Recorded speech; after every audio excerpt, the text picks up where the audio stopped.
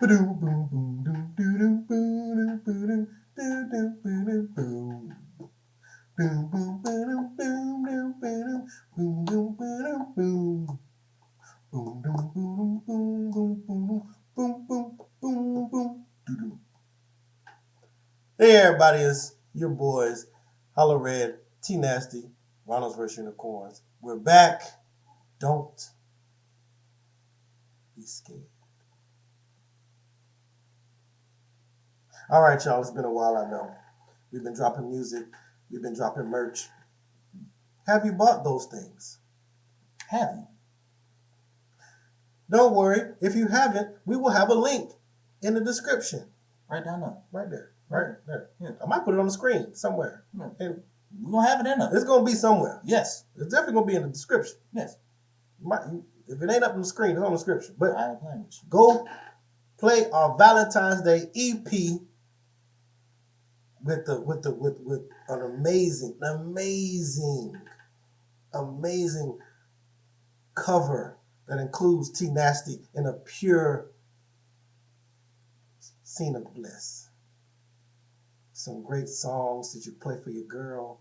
If you want to pray with your girl. If you want to show her that you care about her. Yes. And if you want to eat it from the back. That's it. And we also have our biggest single, Bite on Your Neck, sped up and slowed down versions for all of our Florida people. Whatever part of Florida you're from, you know how we get down. We got you. And once again, we got the merch. So we got the merch that goes with the EPs, that goes with all the stuff, even old stuff. If you just want to get some cool Ronald's vs. Unicorns, just want to get some cool Ronald's vs. Unicorn stuff, wear it around school, wear it around the playground, wear it to work. I don't know. Just wear it. You know, your brunch session, you know, how are you feeling? Wear it to the club. I don't care. Yeah, You know, whatever you do. Whatever. Do one of them. But wear it. Ronald's vs. Unicorn. So go check that stuff out first and foremost. Yes. Second off, the most important question of the day is how you been? Well, my brother, glad that you asked. Mm-hmm. Especially, tell them how you've been since the last time we recorded to now. Oh, well, so since the last time we recorded, which has been quite some time. Yes. Because we was over at my residence last time we recorded, I believe. Yes. Jesus. Hey, y'all, this is my apartment now. If you haven't been watching the streams, we've been streaming as well. We have been putting up new videos on the RVU channel, so please check it out. We got some music stuff we put up there. But this is my new apartment. I'm working it out. You know, the Hall of Fame. We got a Wall of Fame. We got the Wall of Fame. We got know? some people that signed it. You know what I mean? I know some real people, some rhinos and some unicorns. That's what I'm saying. But I've been blessed, man. You know, I've been blessed. Yes. Life is interesting. Mm-hmm. You know, when you have time to think and really put things in perspective, you realize exactly what matters to you the most and what does not. And you realize what makes you happy and what doesn't. And I've had the opportunity to sit back and realize how much music makes me happy. Yes. We've done a lot of music in the last 4 or 5 months. Yes. Put out a lot of music. It's been fun. It's been fun. It's been fun. And people are now paying us to do music for them. Yes. Appreciate you. So, we're only going up from here. We can only go up from here. Gone. Anything else? Oh, I copped some of that RVU merch, and I just want to let y'all know it's fine. It's fine. But we'll have some. We have an event this weekend. We're gonna have some good videos and pictures, I'm sure, from the thing, and we will put them together for a little. How the RVU page started, but we were just putting videos of us doing stuff around the city. Y'all gonna see. But I say, it's still on there. It's still on the page. I ain't take it down yet. Take it down. All right, I'm gonna take it down. It's still on the page. I take it down. Nobody else can have it. No, just me. Oh gosh. All right. Well, Me, I got a place. Yes. I actually got stuff in my place, but that took a while. Working. Coming into form. I'm coming into form. Not just with the music, but just everything else to make this thing work. You know what I'm saying? RVU, we're making things work right now, like we haven't before. And we're only a couple pieces until we have it complete. Because we're going to be on some festivals this year, y'all. Mark my words. Your boys from RVU. Festival. We're going to be festival VU, nigga. We gonna be out here. You know what I'm saying? You know what I'm saying? But, hey, safety first. You know what I'm saying? We had to make sure our health was right before we took certain steps to do things. Because we don't want to be out here, perform one time, but then we laid out. Oh, God. You know what I mean? Yes. So that's it. That's what's going on with me. I mean, I'm just having fun, man. We've been, out and about. Like, it's like every weekend there's something going on with us. We always doing something. We always working on something. It's just movement, and I like the movement. So, with that being said, yes. I feel like it's only right. This weekend that just went by, my brother, we had a lot of battle rap this weekend. A lot of battle rap this weekend. I don't want to stay on this the whole time. We're gonna make it quick. I ain't gonna stay this whole time. We're gonna make it quick. Let's start with Resolution though. So, URL threw an event called Resolution a while back, and that event wasn't that good. No. I say that to say, URL threw an event called Resolution 2, and that event wasn't that good either. Now, to be fair, okay. Mm-hmm. It was 5 battles. Yes. Yes, it was. 5 battles. 5. Kid Slade versus Real Name Brandon, the newbies. Yes. Lou Castro, Charlie Clips. Mm-hmm. Easy versus Verb. Yes. DNA versus Hollow the Don. Mm-hmm. What was the other battle? T-Top versus Sharon. That is the battle. That's correct. Now, I woke up, I went to sleep, and there was 5 battles. I woke up, and there was 3 battles. Some happened with Charlie Clips, so he couldn't go. And let's be honest, if Charlie Clips is on a card, Charlie Clips is going to be a large reason you want to look at the card. Let's just keep it a bit. Yes. So Charlie Clips. I said, all right. Real Name Brandon and Kid Slade, that had to get pushed back as well. Something was going on with Real Name Brandon. Again, I think this is the second time he's had to rearrange a battle already in his very early career. So I hope everything is good with that brother. But they're doing that this weekend coming up. Initiation. They're doing that initiation. And the Charlie Clips versus Lou Castro, they're doing that at the March URL event, which they just started dropping some battles for. So we got 3 battles. Yes. First battle, T-Top versus Sharon. How you feel? Black guy versus white guy at the end of Black History Month. Whew. I see what you did there. Okay. The bear. Yeah. The crack cocaine seller. Yes. Versus the smack killer. Okay. Crack versus smack. I see what's going on. It was an interesting battle, man. I thought it was it didn't go the way I thought it would go. Okay. It was very intriguing.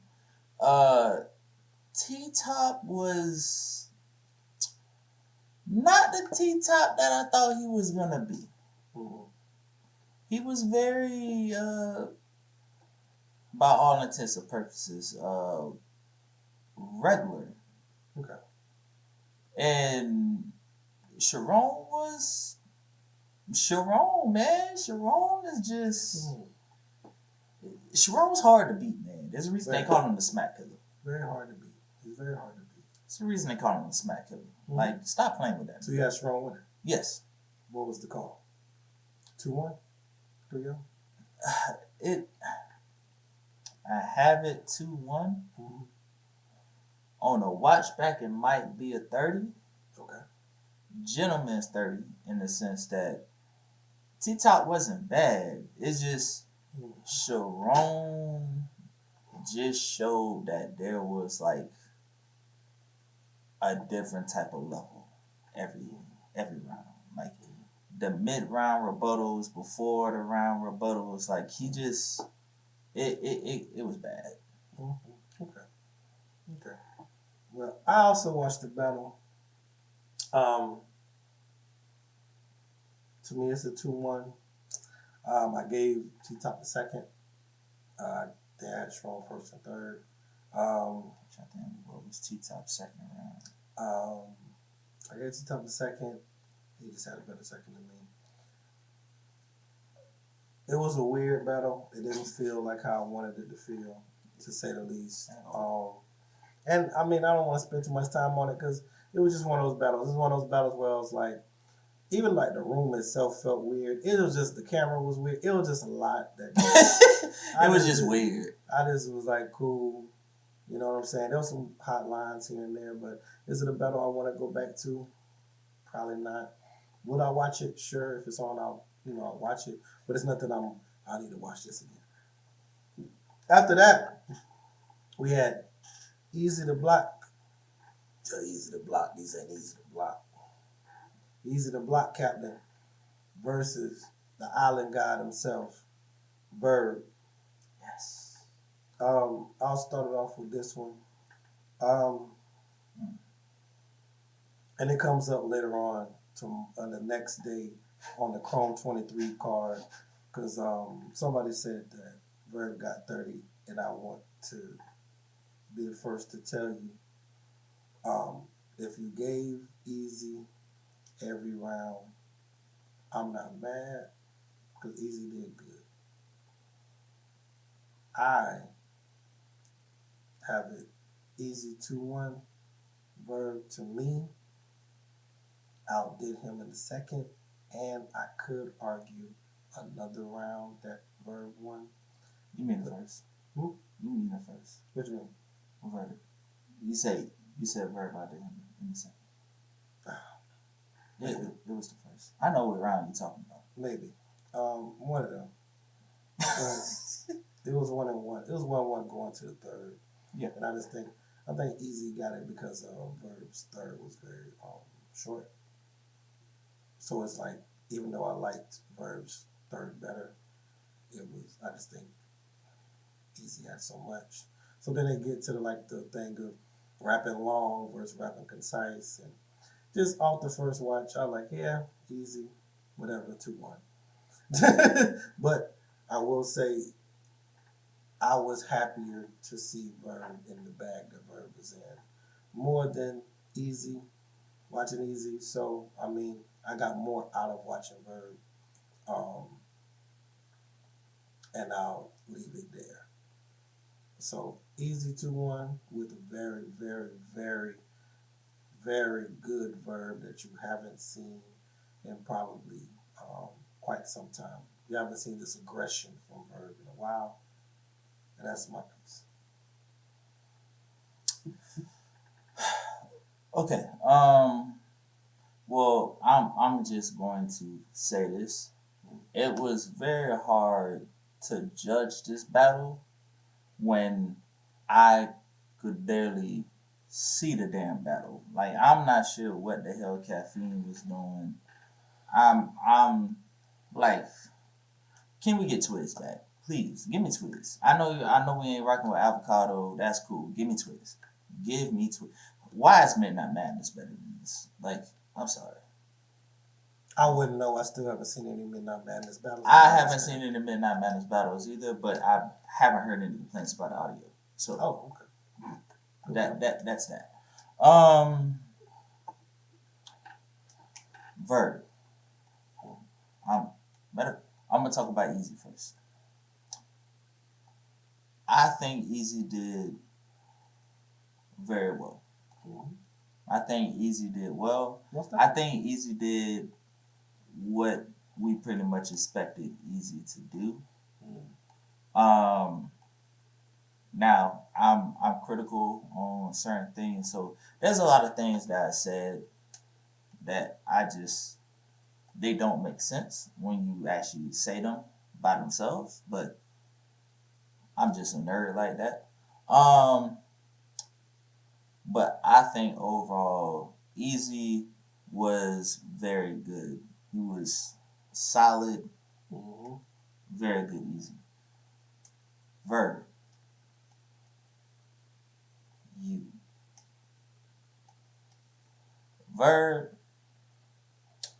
You was in the same bag that Big T was in when he was battling Danger Zone.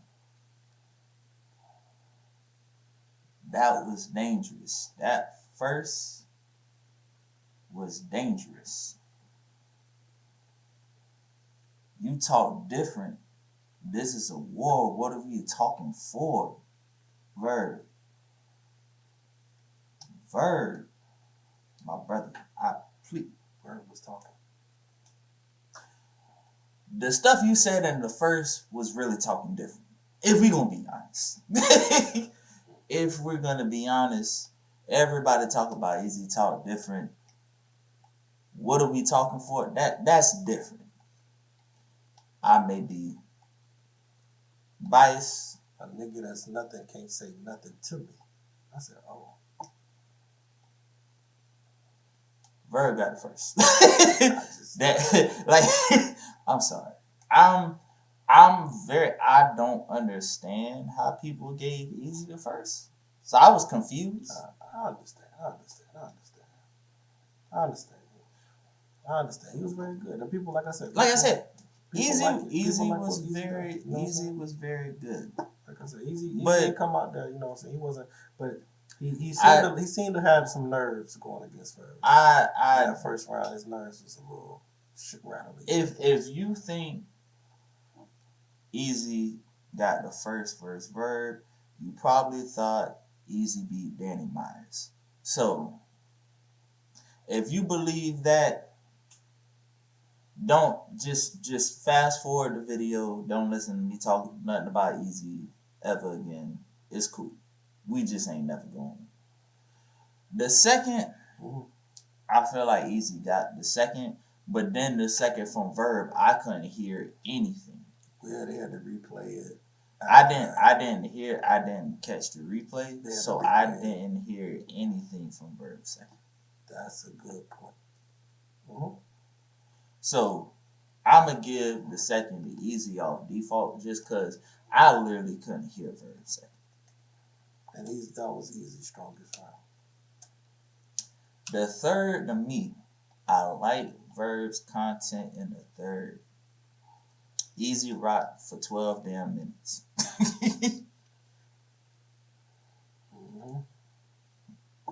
I prefer Verb more. So me, I'm going to say Verb 2-1. I'm not mad at anybody having Easy 2-1 because, Easy just rapped so long that he rapped a long he rapped a long time. It's like he like damn near triple Verb's round in the third. So yeah, if you want to go Easy, that's cool. The only thing I'm not tolerating is people saying that Easy bodied him and Verb died. And no, we're not doing that. Because I've heard some people say that, and I had to mute some people. Yeah. Okay. Well. Yeah. So there's that one, and then we have the main event, grudge match. Queens get the money. I see what you did there. I see what you did there. I see what you did. Okay. Queens versus Queens.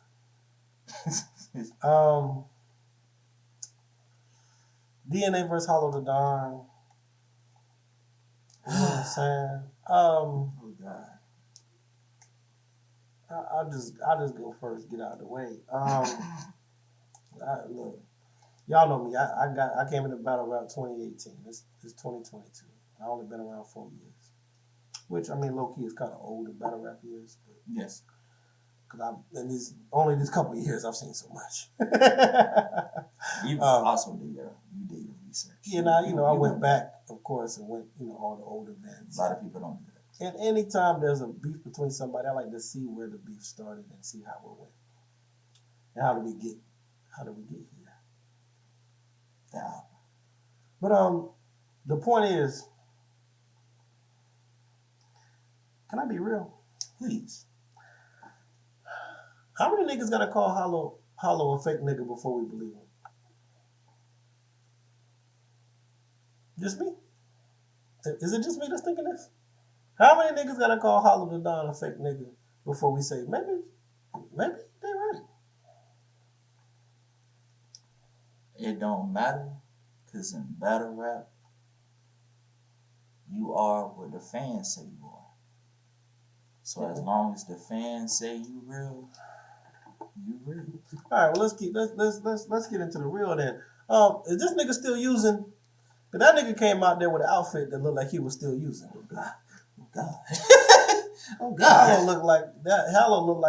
Hollow looked like Carlton on Bel Air. Battle time. You clearly didn't dress like Carlton on Bel Air. It's Carlton fresh. Carlton fresh on Bel Air. That Carlton is drugged the fuck out. Yes. And that nigga looked drugged the fuck out. Now, with that being said, the reason why I ain't bring up the battle, because there ain't nothing to bring up. DNA 30. Strong. Oh God. Body. Oh God. Nigga. Wasn't even close.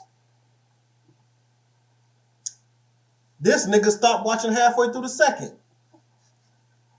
Why we gotta do that? Why we gotta do that? And I was like, bro, we done. It's good. Why we gotta do that?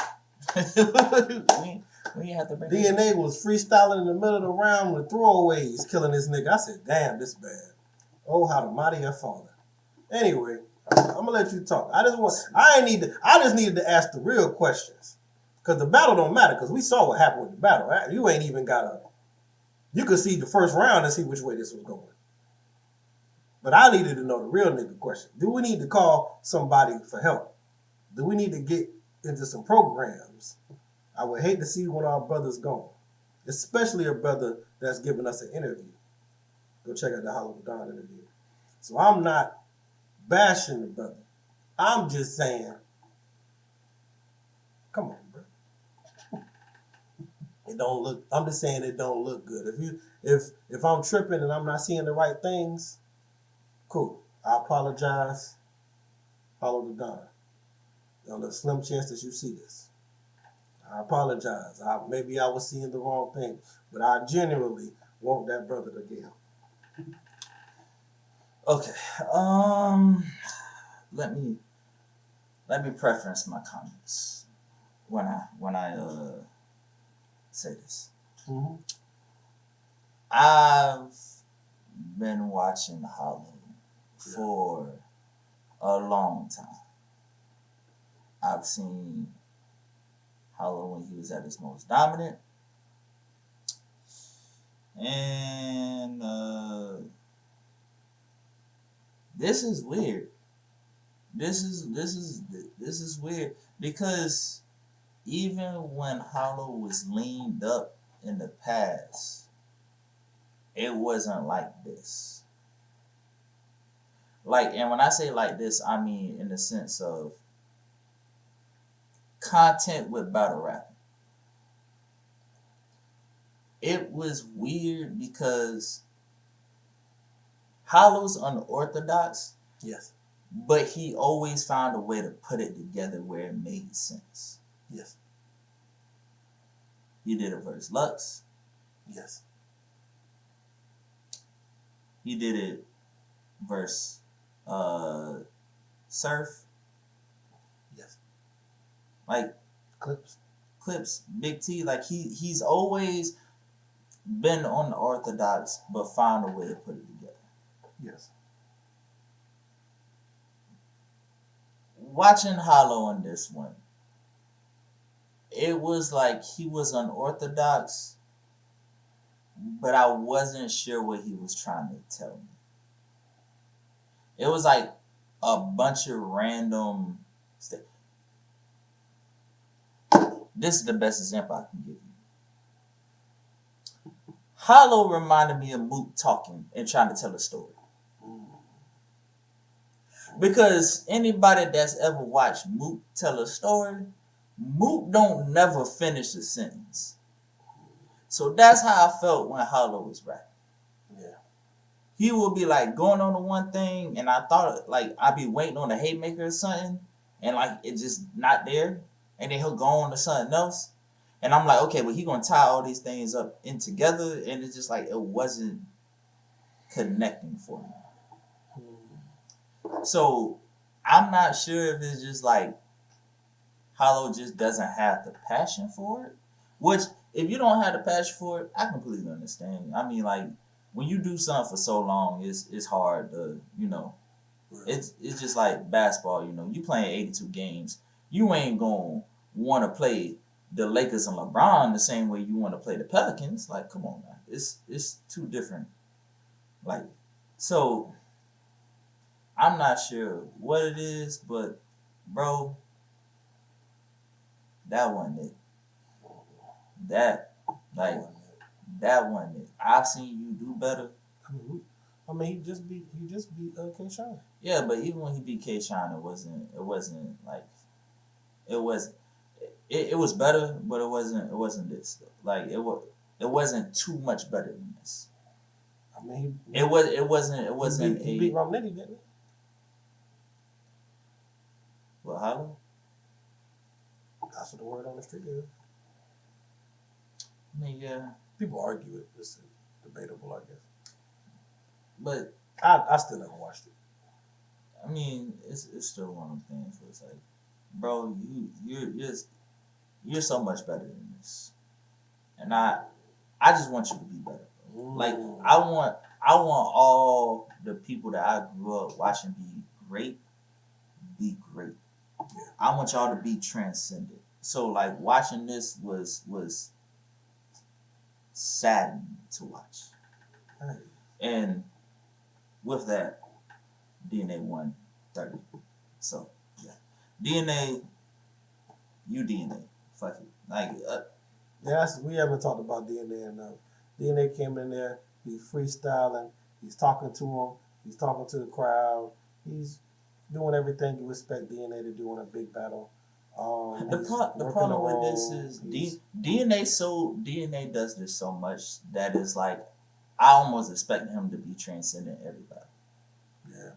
Like DNA off game is a battle rapper, a mid tier or top tier battle rapper right now. Amazing game. That's where we at. Like DNA on the off night is giving me 25, 10, and 13. Yeah. And it's not even like that's his off thing. It's just like, yeah, he cool. Yeah, he cool. Yeah, he had an off night. Yeah, like, that's cool. what I mean, just a quick 30. Just a quick little 30. Well, and also in the battle, DNA calls out Lux. How you feel about that? DNA 30. Oh, I mean, I would just say, where I got straight to the point. I wasn't asking you what you thought about the battle. DNA I was asking 30.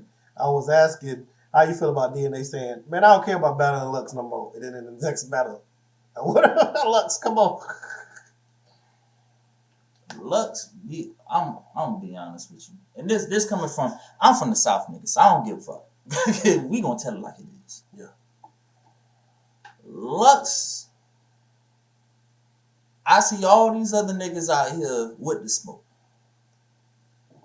You battled Geechee Gotti,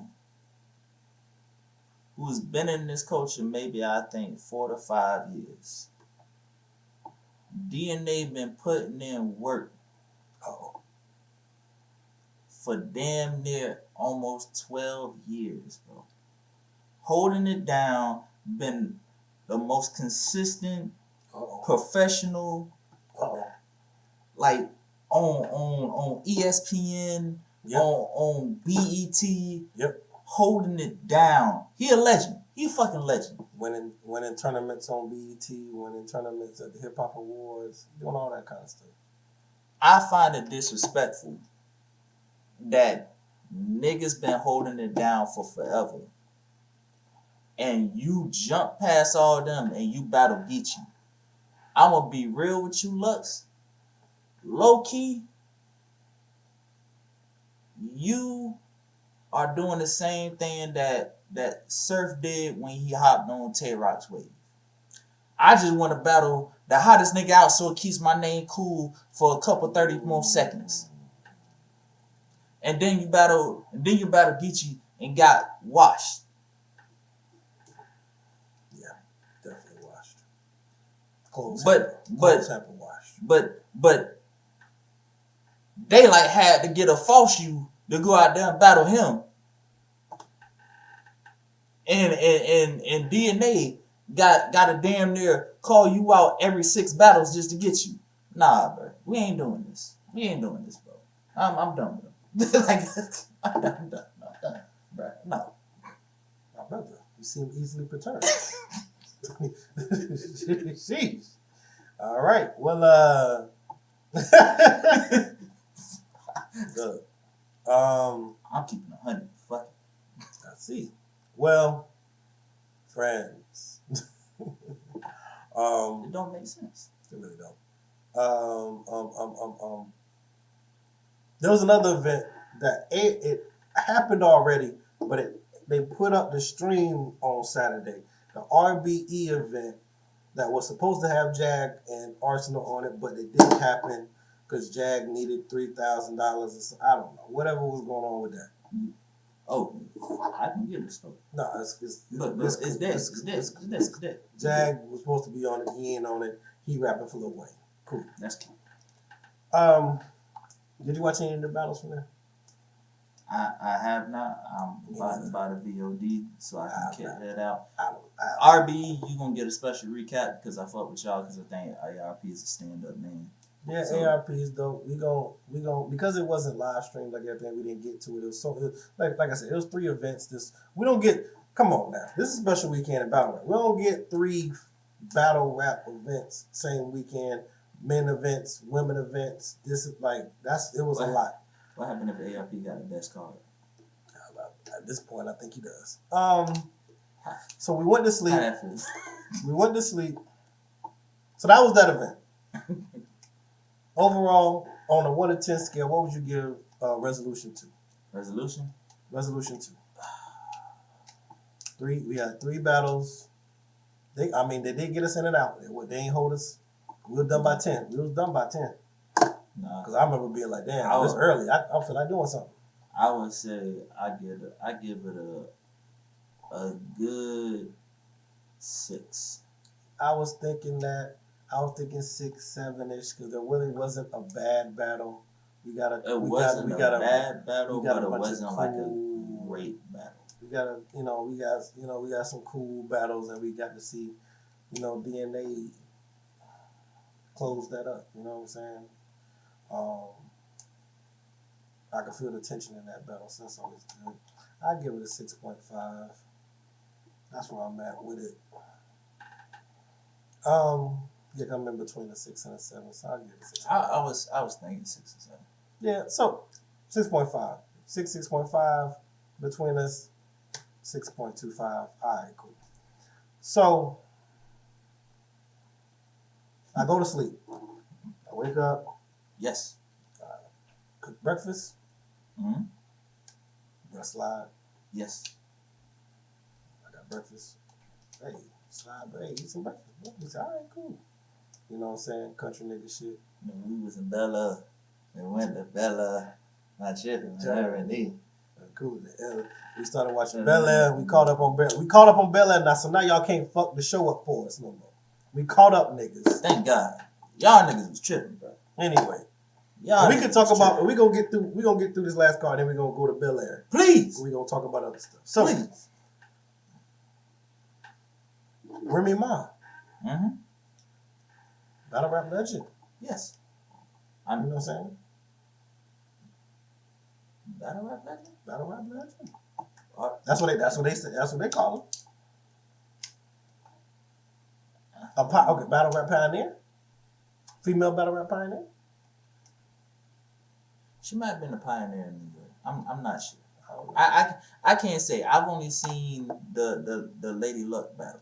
Okay. So I can't say. Okay, well, bring me a battle rap staple. Yes. Okay. A battle rap staple. Yes. I get that. I don't know if I'm being disrespectful. So if y'all feel like mind y'all, we just two Florida niggas. I'm from Florida. I'm sorry. We not from New York, so don't jump on our back. We just don't want to miscategorize. We take words very seriously. So when we say legend, when we say pioneer, we take it seriously. So I understand what my brother's saying. He's saying we can't just throw it on everybody. But whether this or that, I knew before I watched battle rap, I knew Remy Ma battle rap. Yeah, she definitely before she was a commercial artist. So I know she was a staple in battle rap at one time. Yes, that I can say for sure. It's kind of like Cassidy with how they say Cassidy Freeway. I'm like, I want to say Cassidy's a pioneer in battle rap, but he definitely had a big influence to a degree. So yes. So okay, Remy Ma, she came in. She came in. She started a league. Okay. Called Chrome 23. She put a couple battles together. Mm-hmm. It's a free event. Oh, everybody loves free events now. Yes. Shout out to Smack. Shout out to Caffeine. It's not on Caffeine though. It's not. They got sponsors. Oh God. Hot 97. Oh, big boys. Hot 97. Hot 97. Hey, when it comes to radio, New York, from a little kid, I knew what Hot 97 was. You know what I'm saying? As a person who makes music and stuff, you only hope that you could be on Hot 97 one day. You know what I'm saying? Now, of course, you got the Breakfast Club, Power 105, who done came and, told up now. Like, they're staples in hip-hop, and they blew their own lane. But if we're talking historically, we know what Hot 97 means to hip-hop. We know. To hip-hop with Hot 97. So Remy got with Hot 97. Okay. And put a card together. 4 battles.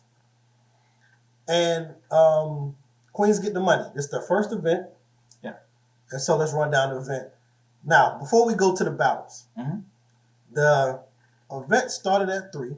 Advertised starting at 3. Mm-hmm. We get on, it comes on, and then they tell us the battles don't start till 5.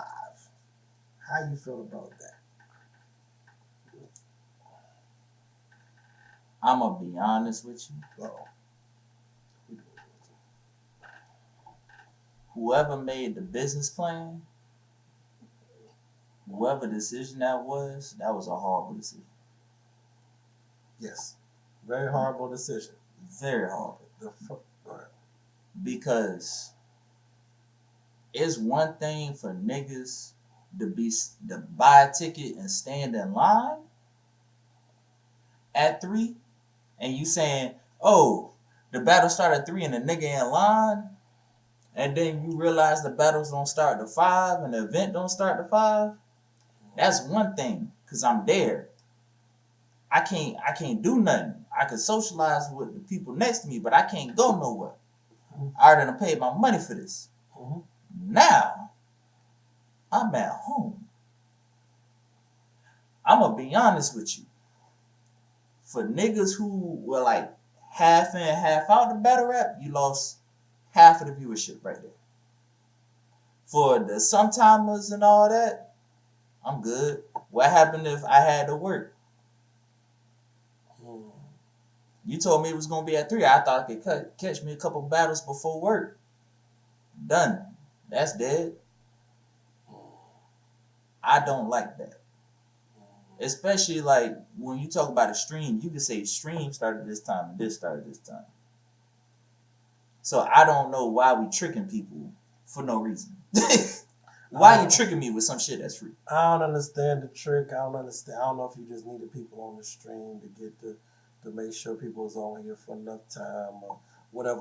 You know how streaming numbers, you can average time or whatever. I didn't like it. It felt wrong. It felt whatever I do say, I do appreciate them letting us know that it was that. And funny enough, because the same person who said it was going to start at 5 is the same person who said it was going to be 90-second rounds. And that had everyone upset before the battle started. So whoever that girl was, God bless you, because you have been mean to death by now. But you gonna have to get on your grizzly, baby. You gonna have to get on your grizzly. But this event was for the casual fan. I feel so bad for her. But you gotta, and I understand having a representative there so you can hear the casual fan's opinion. But when it's battle rap, you gotta understand battle rap is very cutthroat. The fans is gonna kill you every time. They don't care. Don't go on Twitter. Whoever that girl is, please don't go on Twitter. She on that. I know she knows she. But you dying on so, Twitter. It ain't start to vibe. Then we get Misfit and E-Heart. They start hosting, and that to me is when the event really starts. When E-Heart and Misfit start hosting, now I'm getting that feeling. All right. Before we get to the event, how'd you like the venue? How'd you like the way it looked? How'd you like the, you know what I'm saying, the vibe that they were projecting to us? So the venue looks dope. This is what I want to say. Okay. It's one thing to be sponsored by people, and I know some people like they want sponsorships because they want their own people doing certain things so that they could pay their own like cameraman and all that so the company eats. But please, can we just get battle rap people that like have been known to do this to do things? Because I'm sorry, the camera work and the camera angles and everything were horrendous. Yeah, the camera work all night was bad. Like you watching cameramen and watch. All right, like the cameramen were horrible. The mics were going in and out depending on the battle too. I literally felt like I was watching a nigga who just got his income tax check and tried to throw an event. That's how I felt for a second. The video quality was very grainy. I'm like, Gates of the Garden didn't give me this. Very grainy. RVU never gave me this. Bullpen doesn't give me this. I'm like, this is not. You want it, especially on a big platform like this. I was expecting a little bit more from the camera work as well as the camera quality. I'm like, this is Hot 97. I know y'all got the money. I should have been able to see the sweat off people's foreheads. Like, I know y'all have the money to put this bitch in at least 1080p. Mm-hmm. You was probably running on 360. I know That's y'all. I'm not even joking. It was probably like 360. I know y'all could put this bitch in 1080p. Yeah. I was not watching that motherfucker in 1080p. Nope. They literally shot this in our webcam that we got right now. Don't do that. Don't do that. Am I lying? Was the quality better? No. Exactly. Nigga, my webcam quality better, nigga. Our mic better, nigga. Our mic better. Yeah. Now what? The mic was going in and out. Whoever did the mic on stuff, nigga, noise gates. Please learn how to. Whoever was the audio engineer, you're trash. You're trash. Fuck it. I'm just saying it. You're trash, bro. You put a noise gate on there. The noise gate was trash. You should have opened up the threshold. Like, made it so that more could come through. Because audio was trash. Very much so. Like, I couldn't hear people. And when people who don't deal with audio know that the noise gate, like, needs to be redone, and these are people that don't deal with audio, then, and you don't know that, bruh, it's dead. Like, stop it. That's bad. Yeah. But besides that, like I said, the venue itself looked good. The girls look the best I've probably ever seen. Some of them female battle rappers look. Listen, they got them. They got them looking amazing. Listen, that's always dope. That's shout out to that. Rem. Shout out to that. Rem. All this aside, like, no bullshit. Salute to you, because I ain't gonna lie. I'm not sure them girls were just motivated because it was you, or if you gave them a couple extra dollars or you went out shopping with them girls, but they was looking good. And I said, shit. Yes. I ain't never seen some of y'all look like this. Hair done ways I ain't never seen. I said, oh, you look like a whole different type of person. Respect. There was a couple people that could have got ate that night. You know what I'm saying? Yoshi came through with the pink jacket. Oh my gosh. You know what I'm saying? There's a couple necks that was gonna get bit on. You know what I'm saying? Yeah, you know, a couple. 40 came out with the lap. Oh God. Hustle out here, booty poking, like a bodysuit type thing. Couture came out with a trench coat, like one of them, like you pull it off and she gonna be naked underneath. Like it was just, Lord. I was watching her, I wasn't thinking nothing about battle rap. Oh Lord. I was like, Couture kind of fine.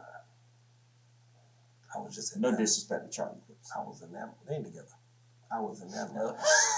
I was enamored by her. She just had a presence that was just Casey J. That girl was hobbling. That thing was hobbling, and she was. You know what I'm saying? Like, come on now. You know what I'm saying? Official had herself covered up. I ain't mad at it, but you can't cover them things. we all know what's underneath that shirt. So to the battles. Let's get through it. So the first battle they announced was Yoshi versus Prestavia, which was alarming to me because it was one of the most talked about battles. Very much the most anticipated battle of the night. And I really didn't want them to go first.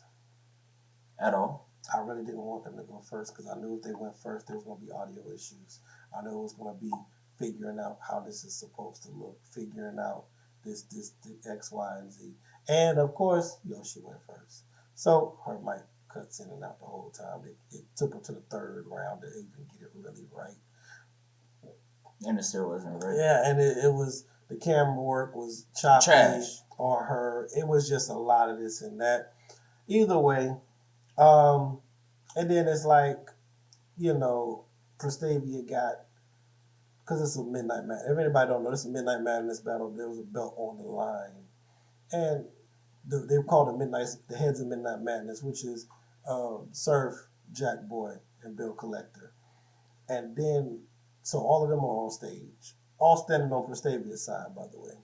And then Gun Titles, which is the group that Prestavia is a part of just now. All of them, Chess, Tay-Rock, all come in. I know Easy was on the way because I remember he was driving or something. So I'm just like, so it's like a gang of niggas behind Prestavia, and it's just Yoshi. And it's like Prestavia's rapping, and it's just all this yelling and yeah, take your time. Oh. And it was a setup, man. I'm gonna keep it a bean. It was a setup. I know a setup when I see one.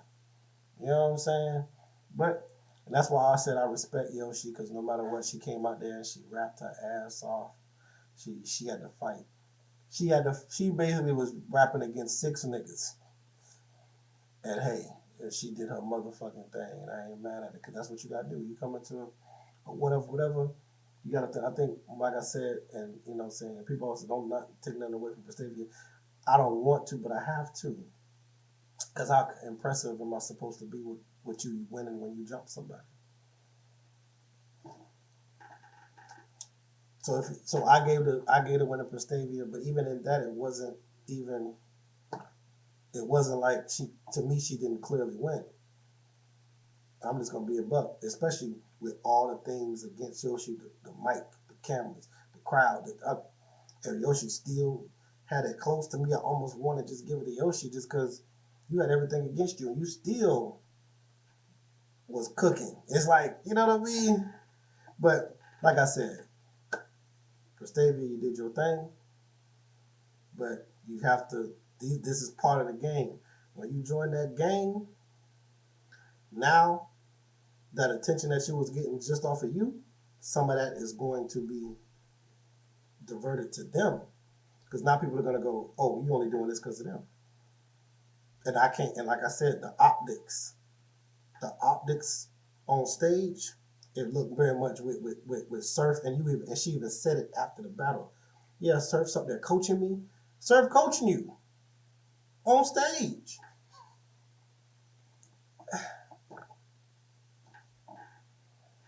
How much am I supposed to? I gave, like I said, but I got Prestavia 2-1. Yoshi got the second. I gave Prestavia the first and the third, but the third. I got you.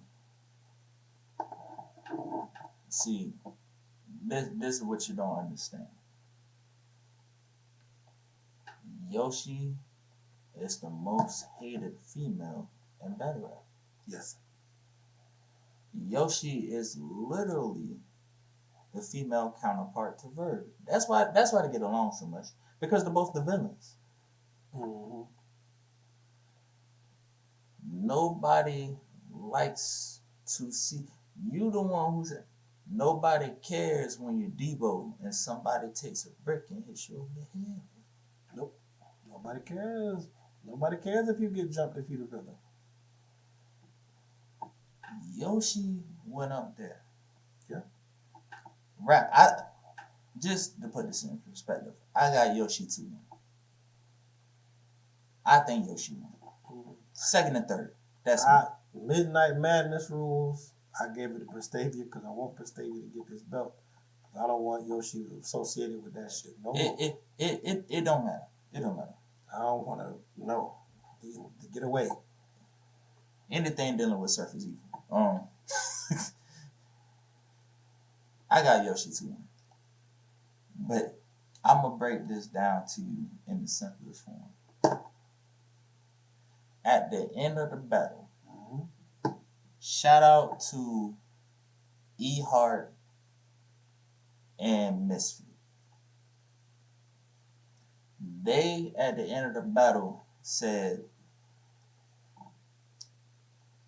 Yoshi was great. She came up there, like some of her lines was slept on. I thought she had good bars. She had this and had that. And then when it came to Prestavia, you know what they said? I mean, she from Brooklyn. She was from Brooklyn. Or was it Brooklyn or Bronx? Or was she from Brooklyn. She from Brooklyn. I forgot. She from wherever it was that it was at. And I was like, so y'all didn't tell me nothing. Prestavia did good. Except that she from the city. What? Y'all told me everything good that Yoshi did. Time to tell me what good Prestavia did. She from the city. Now, y'all may not have met it like that, but I'm going to tell you the optics of when you're an analysis or when you step into that booth, that means something. When you say certain things, it means something. I was looking at it like, okay, optics. You got a whole gang of 6 niggas behind one. I heard Prestavia say a simple ABC bar, and a nigga damn near had a heart attack.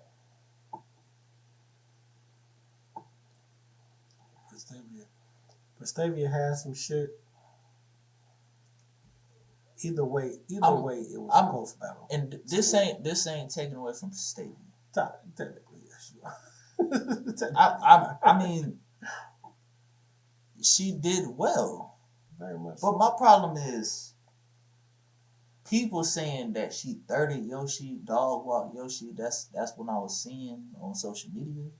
I saw a lot of people saying what we saying. Like, a lot of people saw what we saying, and that's why I think a lot of the I need to follow the people that retweet these people so I can follow them. But even like that's why Tay-Rock this morning was talking, or today is nighttime. Today was talking about like, oh, I don't want to hear nothing about a biased room and stuff like that, because it's like they're hearing that noise, that what we're saying. Like a lot of people are saying the same thing we're saying. This isn't even Jay Black made a thing earlier to address what we're saying. He was like, oh, no, Prestavia was rapping for the room better. So I was like, all right, bro. Cool. But if it was Lux, never. I heard a nigga say the bar the same time as Prestavia. Yes. Now that was weird. I heard a nigga finish the bar the same time Prestavia finished the bar. It was a dude somewhere, and he said it the exact same time. And I was like, why does he know the bar? Now, it's one or two things. Either one, because it wasn't one of those, I'm saying it so that y'all could finish it. It wasn't one of those bars. It was. So I'm like, either your bars are super simple or niggas know your bars. Just to hypothetical with you. Let it would have been Yoshi rapping and somebody finished her bars for her. How would that look? We would be up in arms right now. Going crazy. Somebody wrote Yoshi's stuff. There's 6 niggas behind Prestavia though. And there was one part I was like, she sounded kind of like Tay-Rock right here. But I was chilling. My thing, and this is the last thing I'm gonna say. This is the last thing I'm gonna say. Once again, I'm not saying nobody wrote for. I'm just saying like it was literally a part where I'm like, damn, that sounded kind of like a Tay-Rock. This is the last thing I'm saying. I'm sure she was. There was a time, and I think it was Yoshi's second round. She said exactly what Prestavia was going to do. Mm-hmm. Prestavia did it, and it was like, okay. And I go, but then later on in the night, 40 bars said exactly what QB was going to do. And QB did it. And y'all didn't like it. And I just think it was funny how the fans were fickle with it. Because fans are always fickle.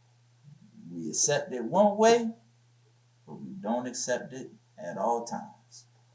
That's the last thing I'm going to leave with. So I put it on the fans. I'm going to put it on this. And this made me understand what it was. We already just said that Yoshi is the most hated female battle rapper. Yes. Now, Verb is the most hated male battle rapper. But the thing with Verb is, Verb been around so long, niggas respect him. Yoshi ain't been around that long where she's earned everybody's respect. Because, the older bitches is salty as fuck, whatever. They hate. Yeah, they hate. That's cool, whatever. So, this is the thing.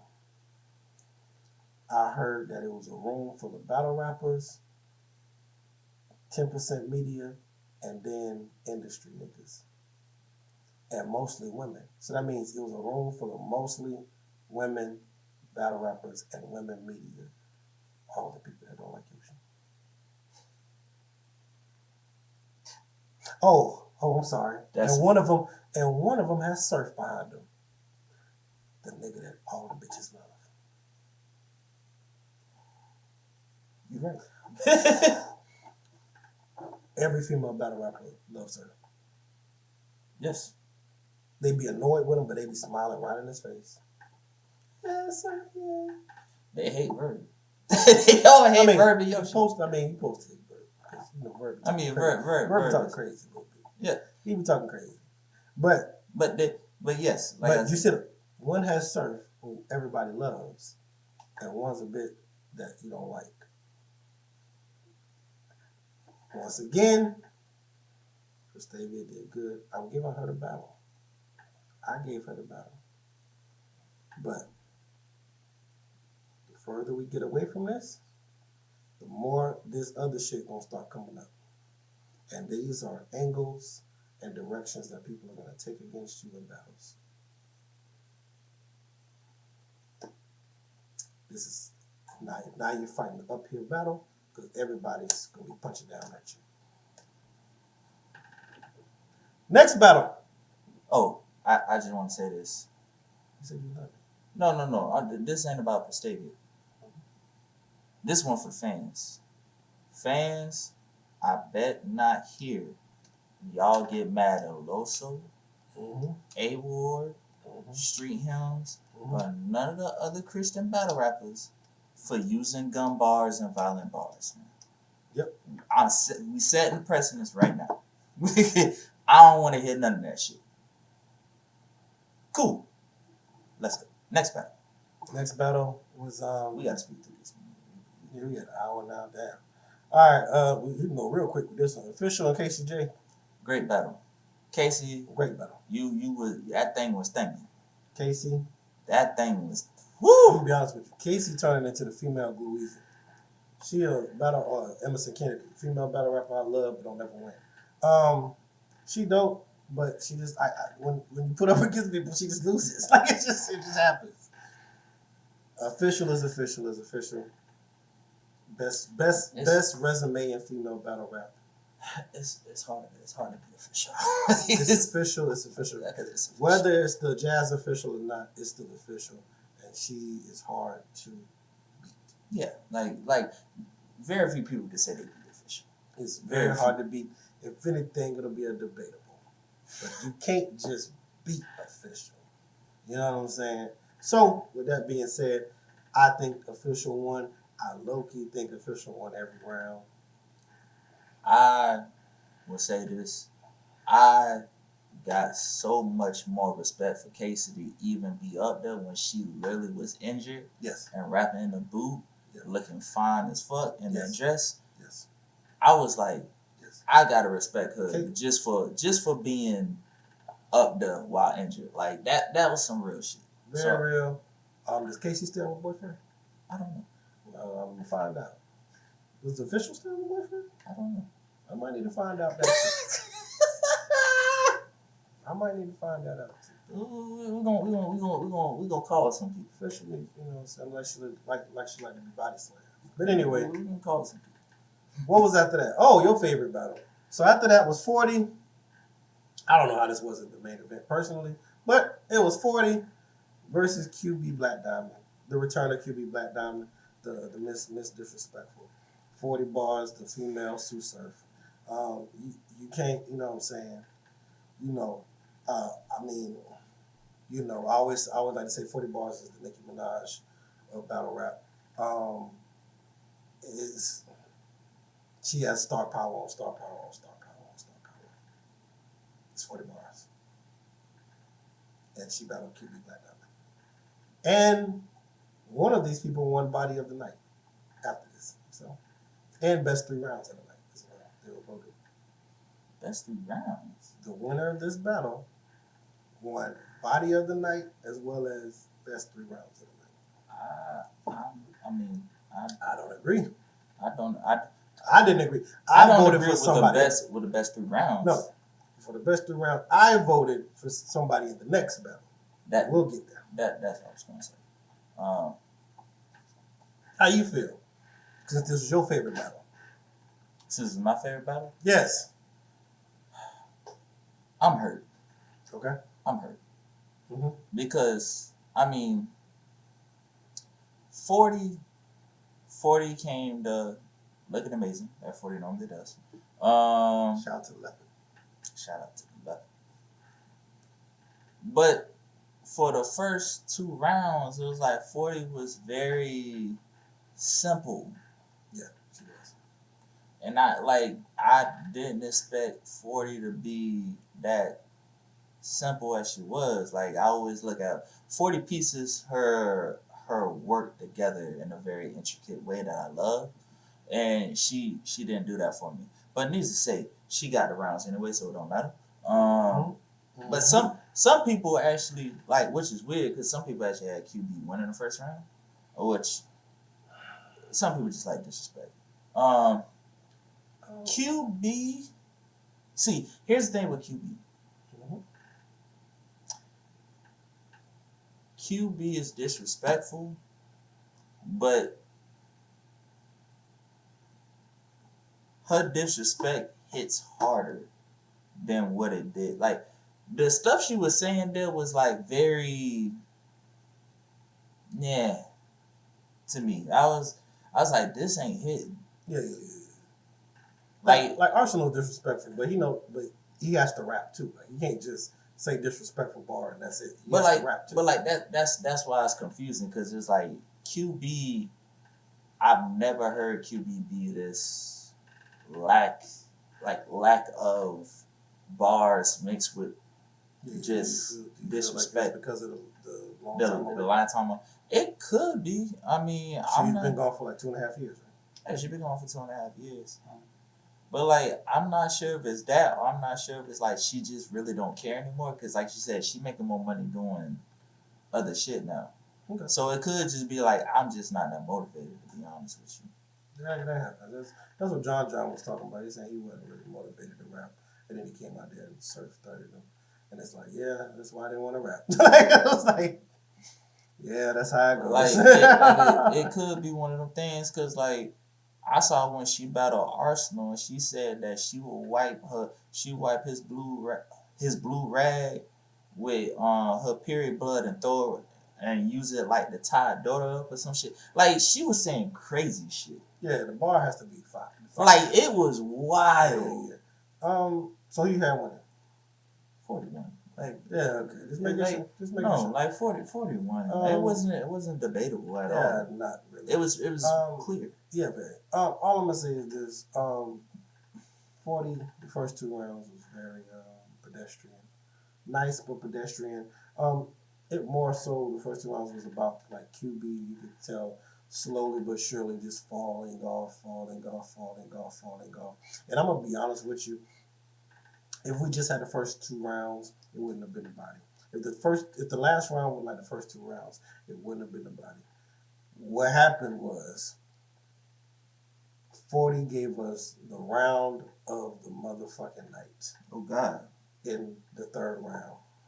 And she mixed in the disrespect with the 40. Like I feel like 40 wrote the 3rd and then wrote everything else.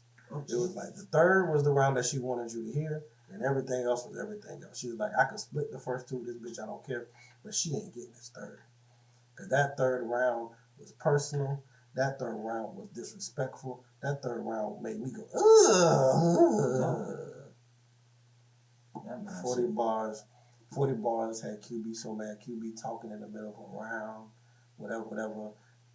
40 rebuttaling what she's saying. And that got reaction. I said, oh, it's done. So much. 40 bars did us, so 40 went first. 40 did us so bad, by the time QB wraps her 3rd, she's like, yeah, I know y'all want her to win. It's cool, whatever. I just was right. I'm like, yeah, you are defeated. It was almost looking like Ines versus DNA. Similarities. It was looking close to that. Smack! Man! Huh? Relax, bro. Relax. That's such a moment. Yeah, it was looking like that. She was looking like that. I hate it had to be you, QB. I hate it had to be you. But it was you. But yeah, so next 40 battle. With a dirty 30. 40, dirty 30. And then the next battle, you know what I'm saying? Your other favorite battle, Couture versus Miss Hustle. Now, by this time, you were so disgusted with the last battle that you left. So did you watch so when you left, did you end up watching? No, I did not. Well, this one's all me, guys. All right, this thing got chips and shit. All right, y'all. So, Miss Hustle versus Couture. Now, Miss Hustle. Now, mind you, I put out the tweet. Y'all can look at the tweet. I said, if every person that was on the right-hand side of the stage had won that night so far. Once again, the left-hand side was the only side that was having mic issues for some reason. Now, Couture came out and she was on the right. I said, if everything holds up, Couture's about to win. But it was looking bad because Miss Hustle came out and this bitch had the Proud family with her. She had everybody, Oscar, Penny, the twins, everybody was behind. You thought niggas was behind Prestavia earlier. No, nigga. Everybody was behind Miss Hustle. It was crazy. Bro, I was tripping. She had so many niggas. Geechee was in the back doing this around the nigga. You know Geechee ain't tall. Doing this around the nigga. Yeah, cuz. So Miss Hustle up there with some tight on because you know she got a booty. And the breasts. Yes. Couture was up there, like I said, with like a trench coat kind of thing. Conservative, but still looking sexy. Yes, I like that. I like when you can just be sexy, just naturally sexy. Anyway, Couture called me. How old Couture? It don't matter. It don't matter. I'm 32, back this up. Anyway, so Miss Hustle raps, and you know Miss Hustle's doing all the and I got gun and I put the nigga on the top run and he gon' pop a nigga when he stops, son. I had to kill a nigga when he was top down. You know, she doing that. You know what I'm saying? She be sounding like Hitman so much to me. She sounds just like Hitman to me when she raps. I'm like, she doing Hitman. It's wild. But I mean, look, we all inspired from somebody in similar styles, whatever. So she doing that, and Couture is looking at her just like this. I ain't see her blink or nothing. And then she would start rapping. You know, Couture come up. You know what's funny, cuz you know what them with, and she put them shits together. And I said, first round, I said, oh. It was different. Because Miss Hustle had the niggas behind her yelling when she was rapping. Couture had the battle rapper, everybody in the room screaming when she was rapping. I said, oh, it's different. This is different. So she did that. She won that one. She won the first round of me. Second round, I think it was close. But I think I gave it to Miss Hustle. It's a close one. I'm like, it could go either way. And then we got to the third. So Miss Hustle brings out Miss Pat. Y'all know I don't know who Miss Pat is. Miss Hustle brings out Miss Pat. Now, first off, Miss Hustle brings out a white man in a trench coat, in a white lab coat, like he's a doctor. And they talking about how Couture had chlamydia or something back in 2017 or something. Blah, blah, blah, blah, blah. You know, God, that's my thing with Hustle. There's always this gossipy shit with her battles. You know what I'm saying? There's always this guy, oh, I got a trance, they got the audio of him doing this. And, all right, bitch, whatever, man. I don't know, whatever you talking about. So it's all this, whatever. And then Miss Pat come up, and the clap was like it wasn't like it was like A lot of people don't know who Miss Pat is. Like if you a new person in the battle rap, you're not gonna know who Miss Pat is anyway. Yeah. So the whole time, because the whole time Hustle was talking about during this part, she's talking about, oh, you let Charlie gamble and y'all couldn't pay your rent and this and then Miss Pat, whatever her name is, come out with the Bay Gang, and she came out looking the same way she did when she died. She had a bang, bro. I said, all right. No, she came out looking the same way, bro. Whoever this girl is with the bang, I'm gonna show you the battle. She ain't got a new wig or nothing. So anyway, I'm gonna show you the battle after this. It don't matter. So anyway, the battle's only 9 minutes. So anyway, We go through, and she come through, and she throws some poker chips at Couture feet. And once again, Couture's like this.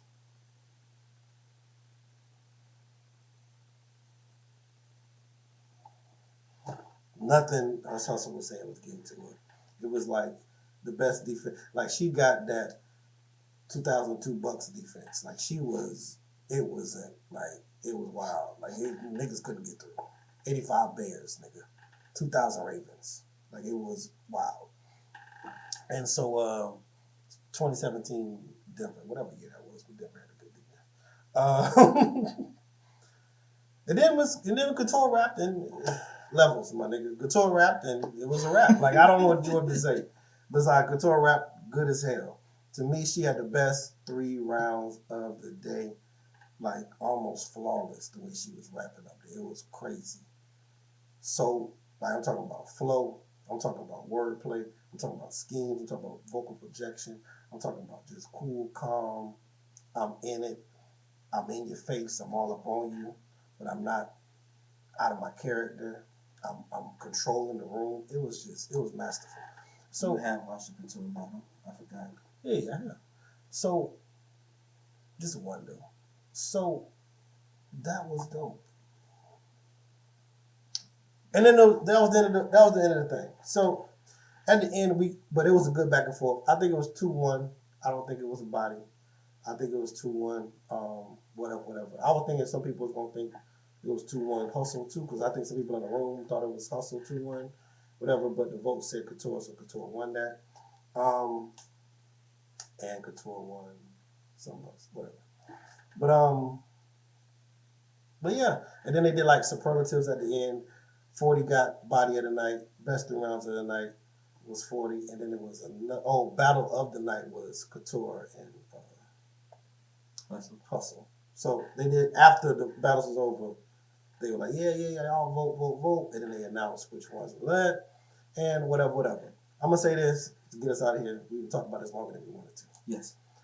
The point is this: it looked like a great event to be at. It wasn't the greatest event to watch. No. Me personally, we just talked about 4 battles. The shit ain't until 11 o'clock. 3 to 11 for 4 battles. That's a shift. That's wild. The spaces in between the battles were like 30, 45 minutes. That's wild. So, I'm giving this. Remy, I love what you're doing. I love that you put money in people's pockets, and we need more opportunities for female battle rappers. It's hard stop. That's it. We need it. Keep pushing. We need to fix some stuff. This one gets a 4 out of 10 for me. This one gets a 4 out of 10.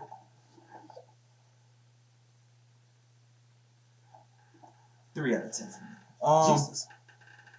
I'll say 3 just for Yeah, if you couldn't finish it, that makes sense. Yeah, it's like I could. It got to a point where I was like, there was nothing that really. I'm glad that the last battle was a standout battle. But it's like the camera work and the audio problems took so much out of it that normally when you watch an event through live stream, you want to feel like you're there. As much as you can. You can't be there, but you want to feel like you're there. Mm-hmm. I didn't feel like anything. Good point. I didn't feel connected to the event either. So, like, that's a very important piece when you're trying to live stream an event. Yeah. Granted, respect, it was free, so I'll give it a 4 because it was free. If it wasn't free, I'd probably get like a 2. Like I said, first time out. Listen, pretty good job. Listen, you got some good matchups. You got some money in people's pocket. You got the industry to come out to support. Little Mama was out there. Maynard was out there. Lux, Mook, of course. Legends out there. I respect for what you're doing. I just hope that you see the mistakes, and I hope that next time y'all build upon them and make it more extravagant. Yeah, I think, but that's all I can ask for. You had the battles. You got the girls looking right. You had the venue. Now you got to get the little things around it. So you had the main shit you got good. You got the women, you got them looking right, and you got the good venue. You did everything you needed to do from that standpoint. But the little things around it, that's it. When you straighten that up, you're going to have a 10 out of 10 event. Straight up. Yes. Straight up. So we done with that? Yeah. I think that's all for battle rap right now. So I might do a hard cut right here just so we have multiple videos. But hold on, I gotta pee. Oh.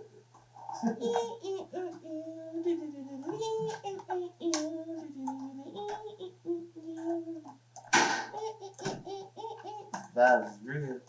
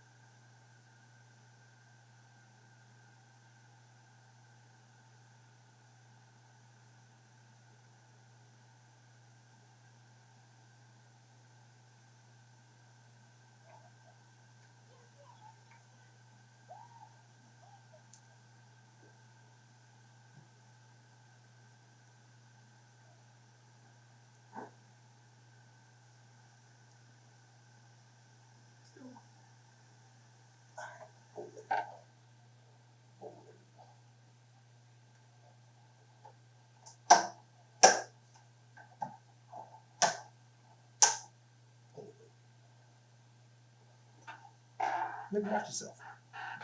Oh, in this place. I'll be parched.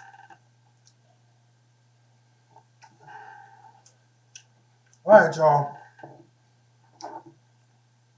Back better than ever, more than clever. It's me, Hollowred, aka the one and only son of a machine gun, aka your girl's favorite pizza man.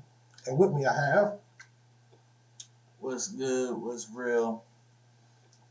I'm good and I'm about to get my grill. You feel me? Get your boy. Get your boy. Yes, sir. We coming in. We coming in. Y'all can get some pictures of that later. It's your boy T Nasty. Yes. We just watched the show, my brother. Yes, we did. Yes, we did. It's a remake of an old show that we hold near and dear to our hearts as niggas that grew up in the 90s. What's the name of that show, my brother? See, the show that we watched back in the day starred an actor. I don't know if you know him. His name is Will Smith. I don't know if he did anything after that. But okay. And it was called Fresh Prince of Bel-Air. Interesting. You know what I'm saying? Because he was called the Fresh Prince as he was a rapper at the time. He was from Philly and the character was from Philly. It was kind of like a play off of that. But they made a remake. Drama. Okay. Drama. No laughing. There's no laughing in this. There's no laughing? There ain't no laugh tracks. Ain't no live audience. It's a drama retelling called Bel-Air. Oh God. And we watched up to now, we watched episodes 1 through 5. 1 through 5. So we all caught up.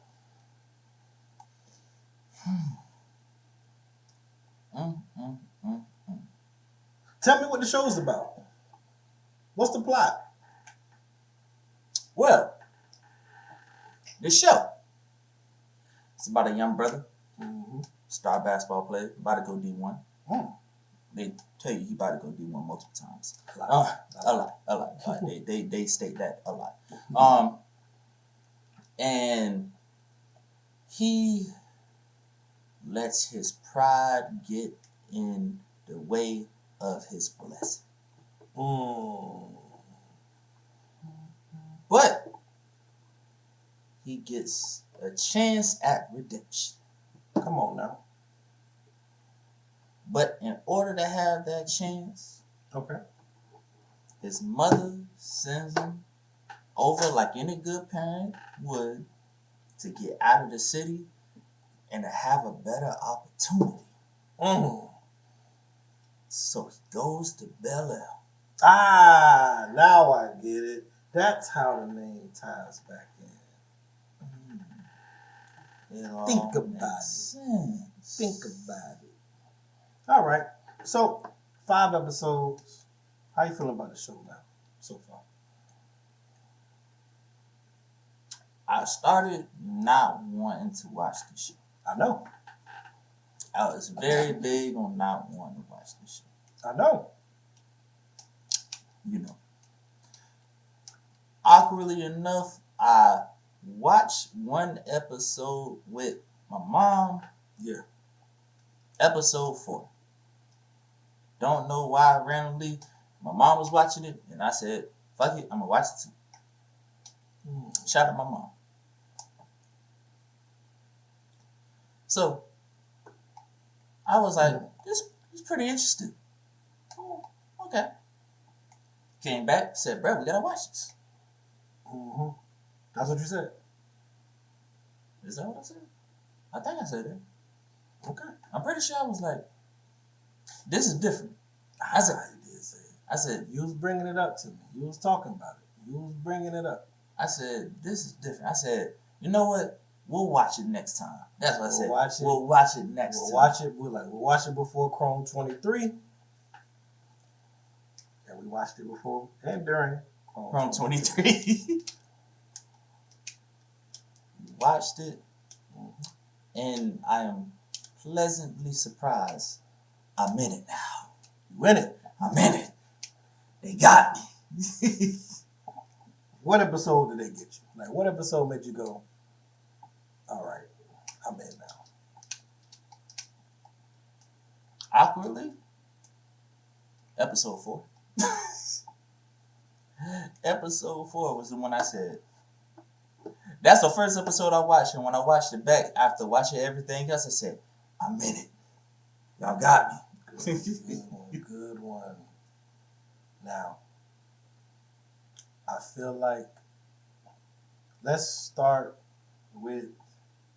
So this is a reimagining. So it's not the exact same show. I'm in it as well. It's not the exact same show, and I actually like that because if you could guess beat for beat everything that will happen, it wouldn't be as fun. You want a little with a drama. You want a little. Which way is it gonna go? Yeah. Let's start with the characters. Okay. Now, not the characters as far as on screen. Let's talk about the actors that they got to portray the characters. Nice, dark skin, affluent, positive family.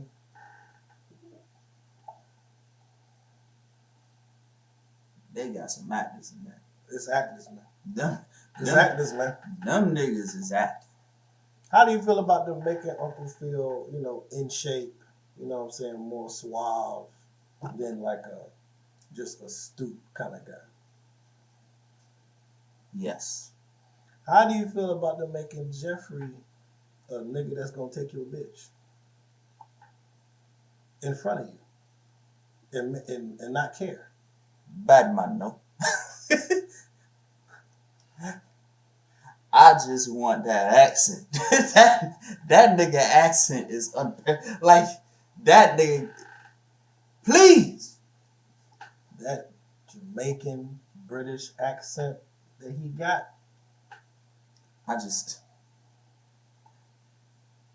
Where can I buy it? Please, just let me buy it. I will never be that cool.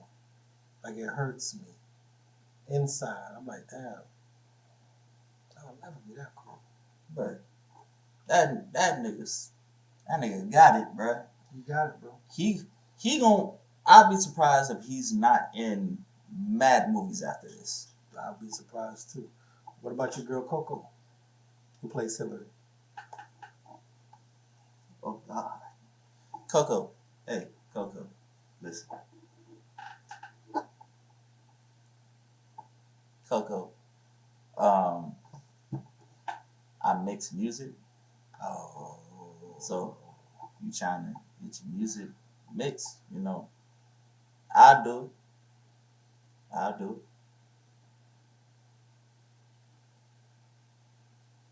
it. Yeah. anyway, I don't know what that had to do with anything, but all right. So, Coco, I don't know what that nigga talking about. Hey, But I'll let you, boy. Feel me? nigga, you can cook. I make drinks. Look, and how do you feel about the love interest of Carlton? No, I'm sorry. How do you feel like Carlton, the star of the show so far?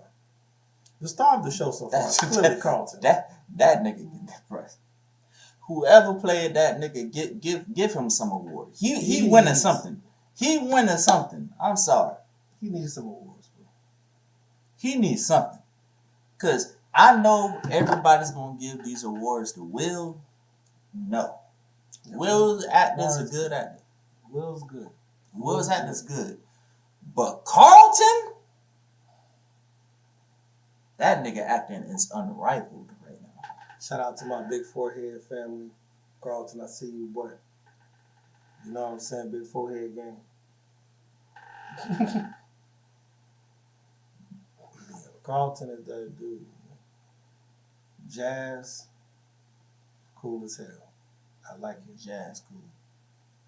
Viv, still Beautiful. still the beacon of light on the show.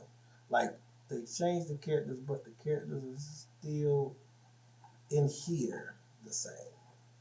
The feeling that you have for them here doesn't change. The essence. Yes. I enjoy Ashley. Ashley, the character who plays Ashley, she was on Captain Marvel movie, you know what I'm saying, all that. So I enjoyed her.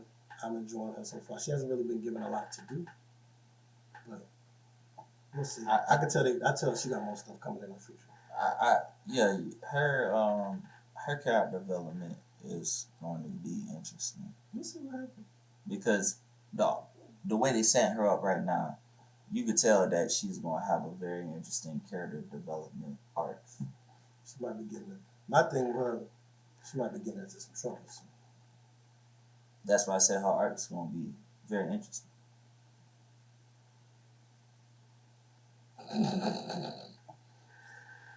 How you feel about Easy? We're battle rap fans. How you feel about Easy the Block Captain as Rashad? It's weird and funny at the same time because it's like I look at because he's a battle rapper. Mm-hmm. It's like I look and I'm like, okay, cool. I think he did well. Minimum lines, but I think that he played his part well. They put him, they cast him where he wouldn't have to do much outside of his character of what he does right now. Yeah, so I think he has a good menacingness to him.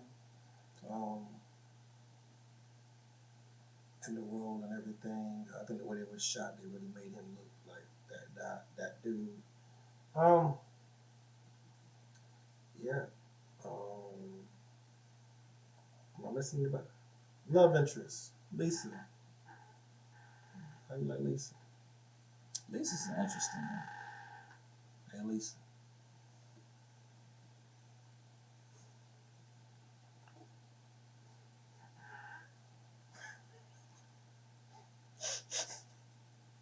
can skate.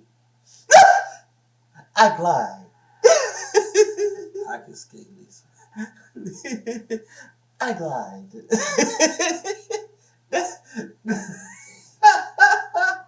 Hey, yo. Can you skate? I glide. Okay. Oh, man. Lisa, it's weird because you can clearly tell that she's older than the role that she's playing. But I feel as though she's doing a good job being the love interest, though. I feel like it's a very interesting dynamic. It's a very interesting dynamic of how things are being played out right now. So they have some very good writing. They're doing some very good writing. We're only 5 episodes in, and they literally, this thing could go 7 different ways. It literally could. So thumbs up, thumbs down. They should check it out. How you feel about it? If you ain't watching,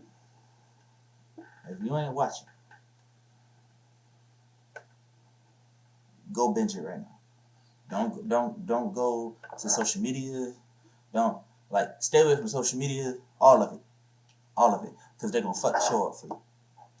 They're gonna fuck up everything. Go watch. Matter of fact, right after you finish watching us, watch us first and buy some merch. We're gonna put the link right down here. Buy some, and we're gonna put the link for our music. It's probably gonna be over there. It'll be somewhere. Y'all see it. Go listen to our music, buy our merch. After that, then go watch Bel Air. Yes. Now, I agree. Go check it out. Great show. Exceeded my expectations. Easily. They gave some characters more to do. They gave characters more depth. They changed the dynamics of certain people back and forth. They gave us small characters from the other show, and they made them big. They did a lot. Writing is amazing. Shout out to Will Smith for executive producing, for finding this and saying we should push it through. They kept the original theme song from the original trailer. If y'all remember, go check it out. It's the same song. Should we get into spoilers? You want to go into spoilers? What else can we say without spoilers? It's a good show. Go watch it. All right, cool. So, Carlton a fuck nigga. Will started out as a fuck nigga. Yeah. All right, so this is from the beginning. Okay. From the beginning, Will come in, hot shot, arrogant as fuck. You know how that go. He getting shown around. Carlton kind of, check him a little bit, but it's like, all right, whatever, cuz you stupid. He meets a girl. Carlton and the girl have a weird exchange. Will's looking at the girl. Carlton comes up, and Carlton and the girl have a weird exchange. Clearly something's there. Clearly. By the way she even says his name, you're like, okay, something. Cool. The next time he sees the bitch, they had a pool party. He sees the bitch, and she says, Carlton's my ex. Stop there, kids. Carlton and her used to date. This is your cousin that you are now living with. Real nigga check. She says, Carlton is your cousin.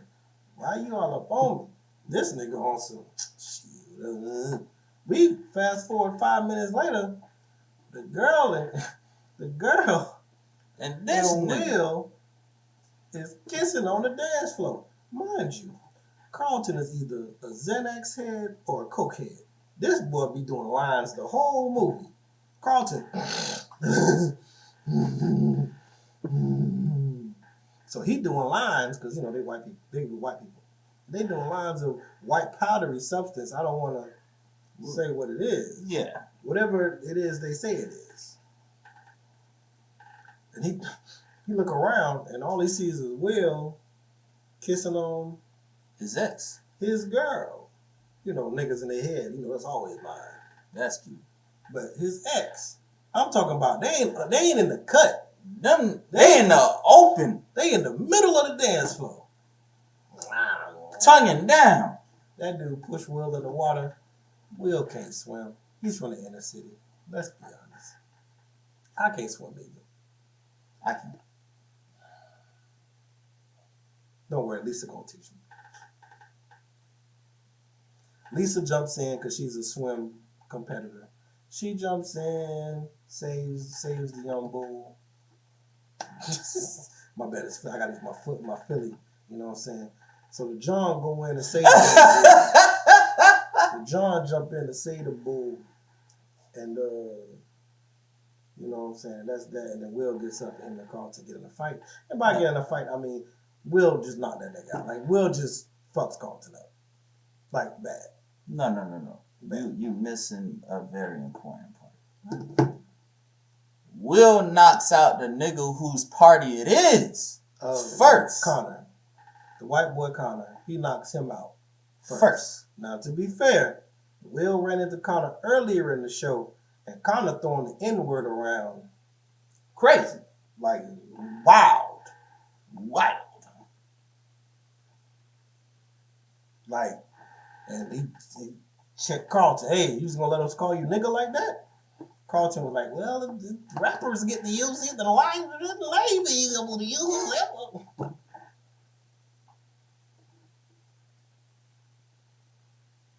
From the South, that shit don't rock here. Like I always say, West Coast is different. I don't know what they do on the West Coast. They had a couple of situations where white people caught saying the N-word and stuff, and the West Coast niggas being all right with it. In the South, that shit don't fly. Nah. People die like that. Very much so. On both sides. Yes. Now, you know, we skip, you know, I mean, I skipped the beginning because you know how it is. And one day I'm in West Philly, what's going around my life? Just turned upside down. You know what I'm saying? Yeah, we all know that. West Philadelphia, born on the playground. He's on the playground. They're shooting hoops. Easy to Block Captain is Rashawn. He's a drug dealer. They're shooting hoops. He got his little dude up there. Beat the dog shit out of them They beat them niggas in basketball. Him and his homeboy Trey. His best friend is Trey. Funny. Don't do that. So they beat him. Trey funny. And then the niggas that they beat through the ball hit the drug dealer. Drug dealer thought it was them. They start jumping his homeboy. He pulls out the gun. Pow, pow. Police come, catch him. Now, Uncle Phil is not a judge in this. He's running for district attorney. Uncle Phil pulls some strings, gets Will out, and they get him straight from being out, and he goes straight to Bel Air. That's what I'm talking about. As soon as he lands in Bel Air, that's when we get straight into everything we just said. That nigga lands, and it's just a problem. Every hour, that nigga looked like he had a problem. That nigga was getting into trouble. Just rubbing everybody the wrong way. Bro, you but tripping. The bitches left. Of course. Niggas love toxic niggas. Yes. Maybe that's why I'm single. I've been too, you know what I'm saying, straight laced for a while. I've been straight laced for a while. Maybe I need to get back in my toxic bag. Oh God. I was trying to leave it behind, but clearly, never mind. Just another topic. But so that's that. Where we was? Oh, him and Carlton boxing. Yeah, so you just beat the hell out of Carlton. Him and Carlton boxing. Now Carlton got to go to school with his whole half of his face black, just blow. That shit was this big. That nigga fucked that nigga up. That shit was this big. You almost killed me. I mean, kind of, yeah. So basically, the whole show is Will and Carlton doing this. You know what I'm saying? Will's not coping with being there. Carlton is trying to cope with Will being there. All this stuff. You know, Will comes to the school. He goes to classes. Carlton embarrasses him in front of the whole school. Will tries out for the basketball team. We'll did some fuck nigga shit with that. Yeah. What? We'll talk about some. Try out. Well, I gotta try out. Why Nigga, I gotta try what? out? We in the middle of basketball season. Why I gotta try out? Nigga, what are you talking about? You ain't even supposed to be on the team. Anyway, so Will tries out, makes the team. Of course, he makes friends. It's like the first couple episodes. He ain't nobody vibing with him except for Lisa, because he knows Lisa And Tyler, the realest. No, but I'm saying it wasn't until episode 2, 3. Then Tyler come, and now it's Tyler, the realest person in the show. Tyler helping him out. He got Tyler in his corner. Him and Lisa are just cool. You know, they got that kind of like, we looking at each other crazy, but of course Lisa's like, look, I'm not trying to get in between you and my cousin, you and your cousin. So I'll just be friends with y'all because I don't want no. Which is some real shit. This is some real shit. Now, that's going on, but basically the art that this show's going on so far with that is Will, and we know this from the regular show. This the same thing happens on the regular show. Carlton has to deal with Will being the cooler cousin. That's just what it is. It's the shock of this nigga coming in and everybody thinks he's the best thing since sliced bread. When I've been better grades than this nigga, better this than this nigga, I was the big dog. You're the big dog. And then you came and realized that you ain't shit. Not you ain't shit, but you ain't that nigga. You know what I'm saying? And it's a hard pill to swallow. And of course you're dealing with, because of course Will never had a father figure in the show. And he's away from his mom, so of course Aunt Viv is showing him extra love, trying to help him get cope. Uncle Phil's trying to help him cope. And of course, as a young boy, you can get jealous that your parents are showing a lot of attention to your cousin and stuff like that. And in this show, Carlton has anxiety issues as well. So that's like a mental health thing that he's dealing with throughout this whole thing as well. It's wild, man. Like there's a lot of dynamics to it. And we haven't even gotten into. Yeah, I was just trying to take that string all the way down. Yeah. So we got that string. Then we got the string of Will dealing with, I like to call it survivor's remorse. You're out here you're in these circles. You're in the circles with governors. You're in circles with chief of police. You're in a circle with powerful people that can put you in position to do other things. So now, once again, the thing at the court, him and his friend were both involved. There was a killer looking for both of them. His friend gets shot. So your friend is going through the bullshit that y'all would have went through together, but you're in the sun, palm trees, chilling. You know what I'm saying? And, later on, his friend comes to visit him, and it's like static. You can feel that friction because, nigga, hey, you out, but shit, you coming back, right? Right? Right? No. No, I ain't coming back. You trying to get shot with me, nigga? Come on. Listen, you sold out. Nigga said, what can I do in West Philly that I can't do here? that was the real shit. What in West Philly can you do? Yeah, that was a line. That was a bar. I said, oh, that God. That was a bar. Get cheese steaks. Now what, nigga? We got enough money where we can next day air them bitches. Put them on ice. He said next day, nigga. Same day, nigga. Same day air, nigga. Get it here. Matter of fact, the nigga that cook them, bring that nigga. Low key. No. In the first episode, he had a nigga make a Philly cheesesteak like he was from Philly. That nigga did it too. That nigga did it. He did it. He was like, oh shit, nigga, you been to Philly before? Anyway. So, once again, we said Uncle Phil is running for district attorney.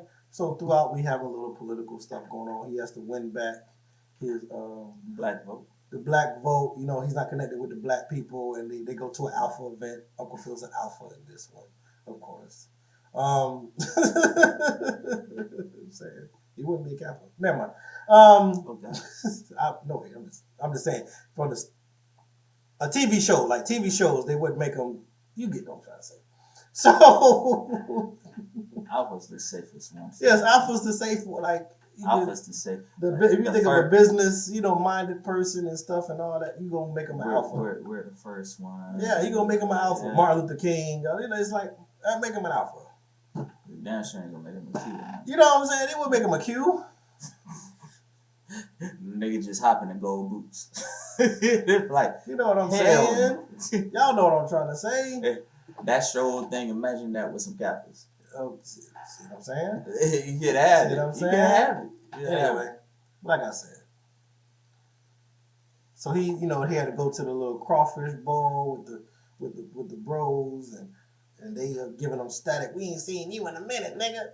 And he go up there, step a couple times. That was wild when he did this. I was like, okay, I don't think that's a move. But, all right. But yeah, so he stepped a couple times and, you back.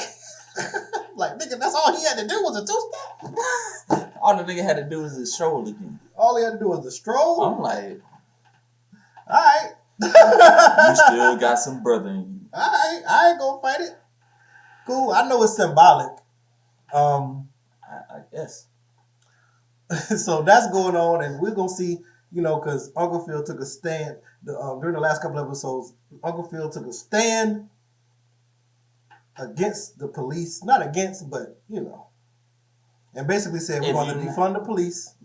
We're gonna have to go against these little laws and shit because we over here just locking black people up for nothing. And Lisa's father is the chief of police, by the way, and and the chief of police and the governor or the senator or something like that came to check him. Hey, nigga, you gonna have to switch it up. My boy looked at him and said, hell no, cracker. And walked away. I'm playing this. He didn't say that. He didn't say that. One of them was black anyway. But he was, nah. Fuck y'all. My thing is, how you gonna check me? I got my nephew and his friend. I got my family here. We over here trying to watch a concert. You over here trying to check me at a concert, my nigga? Get the fuck out of here. You got a problem with do your job, but I would hit that nigga with like Red from 5 Heartbeats. My office hours are from 9 to 5. No, Red, I need my money, nigga. Hold that nigga over the thing. My office hours are 9 to 5. That nigga was so cold. That nigga was so cold. That was shout out to the 5 Heartbeats. Classic. So that we also got Hillary. Hillary in this one is a culinary artist as aka influencer. She has her own little YouTube cooking stuff. She has her own recipes. And she's trying to make it on her own while Aunt Viv is her two struggles is one dealing with Hillary because she's out of college. She dropped out of college. She's living at home for free. Get this bitch out the house. Please. She ain't got no job. Yes. What the fuck? What's going on? And then, of course, you know how it is. Mom is putting her insecurities on her daughter, so she's pushing her in certain directions. And the daughter is doing the millennial thing. Look, man, you gotta let me be me. I can't do it the way you did it. And Viv is an ex-artist. I apologize. She's always been an artist.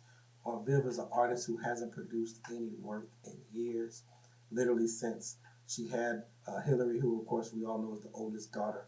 So basically she's been so wrapped up, Aunt Viv has been so wrapped up with being a mom, being the wife of a politician, that she hasn't put any time for her art work and stuff, and she's now getting back into her groove of artwork. And Michael Ealy trying to get in her groove too. It's interesting because I understand where Aunt Viv is coming from. Those two lines we gotta go. Yeah. I understand where Aunt Viv is coming from the sense of you ain't doing nothing to produce money right now, and you ain't got you dropped out of college and you talk about all this social media stuff, but I ain't seeing no money be produced from that. So, nigga, that sound good and all that, but how long till this produce money? We got jobs because you have to live. If something happened to us, you can't just be banking on our money. You gotta know what to do. We got jobs. Like, you gotta work too, baby. You can't just be at the house all day. Like, that's where she coming from. Like, I need to make you self-sufficient. Yeah. And of course, Hillary ain't self-sufficient, man. Not right now. No. Them clothes self-sufficient though. How you feel about her pursuing her art again? That part of the storyline. I think it's dope. I think it's gonna cause a lot of problems. Whoa. You looking at Michael Ealy? Michael Ealy is like an art dealer dude who's infatuated with her, and them two was alone, and Michael Ealy was talking to her in a way I ain't never heard a nigga talk to a woman in my life. I had to write shit down that nigga said. I said, what? Let me see if I can find the phrase. My nigga said some shit that was so cold. Oh man, Michael Ealy. Your color palette is evocative. And that nigga wasn't looking at no paintings. He wasn't looking at no paintings. I said, oh, Viv, watch out. This nigga coming. This nigga coming. If I'm Uncle Phil, I'm knocking that nigga the fuck out. That nigga said, Vivian Banks. If now, I'ma be honest with you.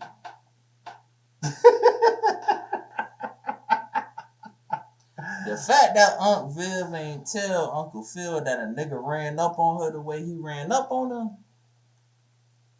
kind of sus to me.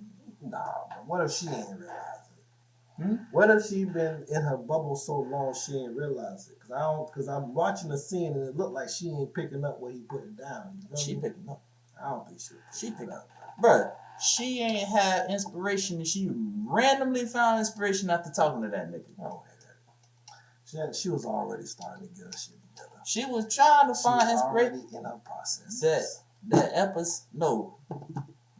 The 15-minute mark right before then, she tried to paint something that couldn't find nothing. She was like, I lost my inspiration and this is this and I've been trying and this is this.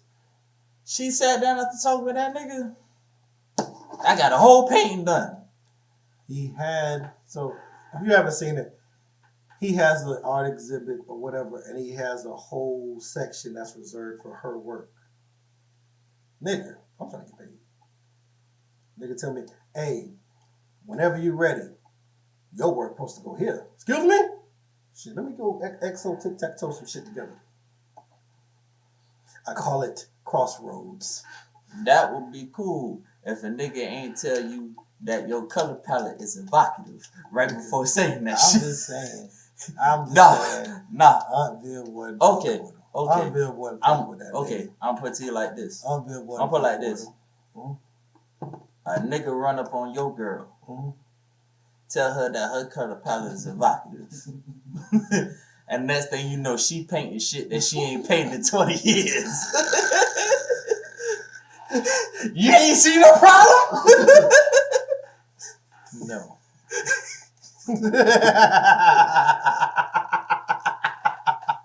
Yes, sir. Yes, sir. So that's what's going up. Look, and that shit just heated up last episode. So we gonna see where this go. They just kind of sprinkled that in amongst all the other shit. I've been playing Calico on the way to see that nigga. Am I wrong if I beat a nigga ass? Don't fuck the money up. Am I wrong? Yes. like Phil said, I got my own millions. Oh gosh. I beat a nigga ass. There's other niggas that you can sell artwork to. I'll be damned if we gonna list this money because you don't like the way another nigga talk.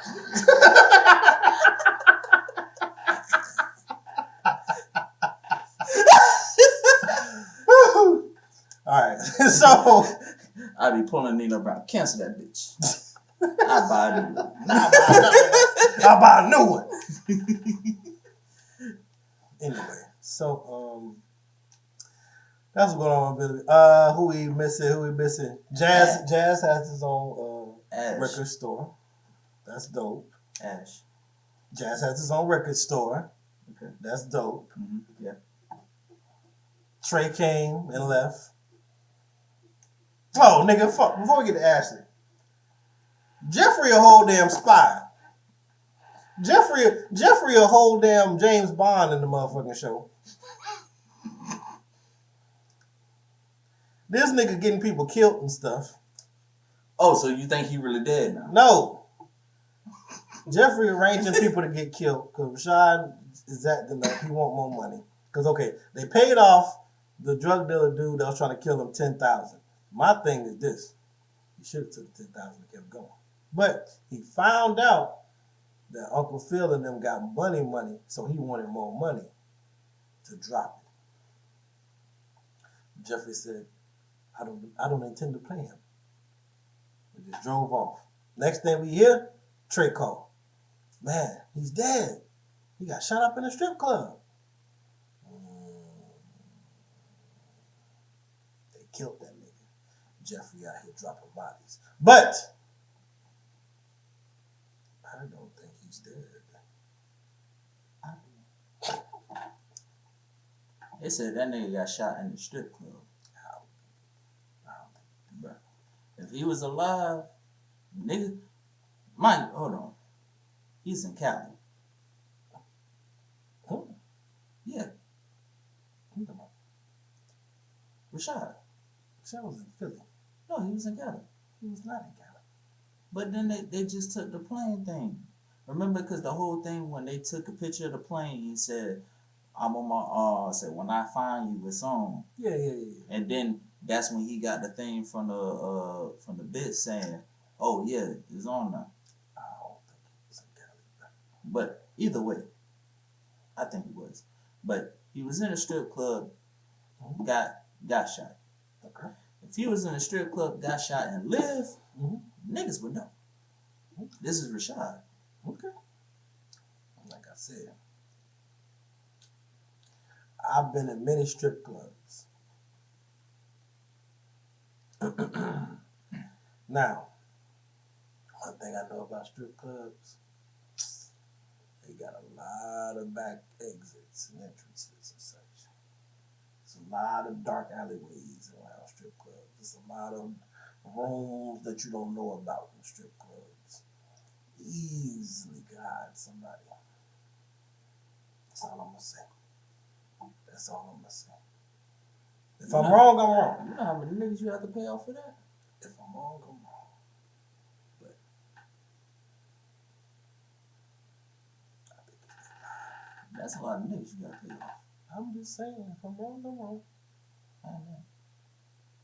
I mean, the story writer, I'm like, inside of me going, nah, that's not how you end it. The rule, I learned this a long time ago. And it's Peacock, this NBC. I learned this a long time ago. Another NBC show. It was called Heroes. I learned a long time ago. If you don't see a person die, they ain't dead. Any show I watch, if I don't physically see them get killed, then I did. I'm not saying I'm 100%. I'm just saying, you gotta convince me. I'm not convinced. okay. Leave a comment. Y'all think he dead?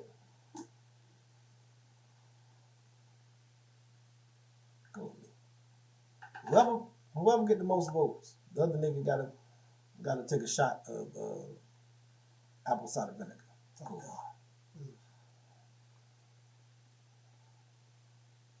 That's torture. Not who's actually right, but whoever gets the most votes, one way or the other. So vote for me if you think he ain't dead. Vote for T Nasty. That nigga dead. T-Rex. That nigga dead. Lies. Yeah, he thought he got away with it. He didn't get away with it. What if T-Rex was Rashad? I think T-Rex being Rashad would have been crazy. I'm being honest. I want to see T-Rex in a TV show.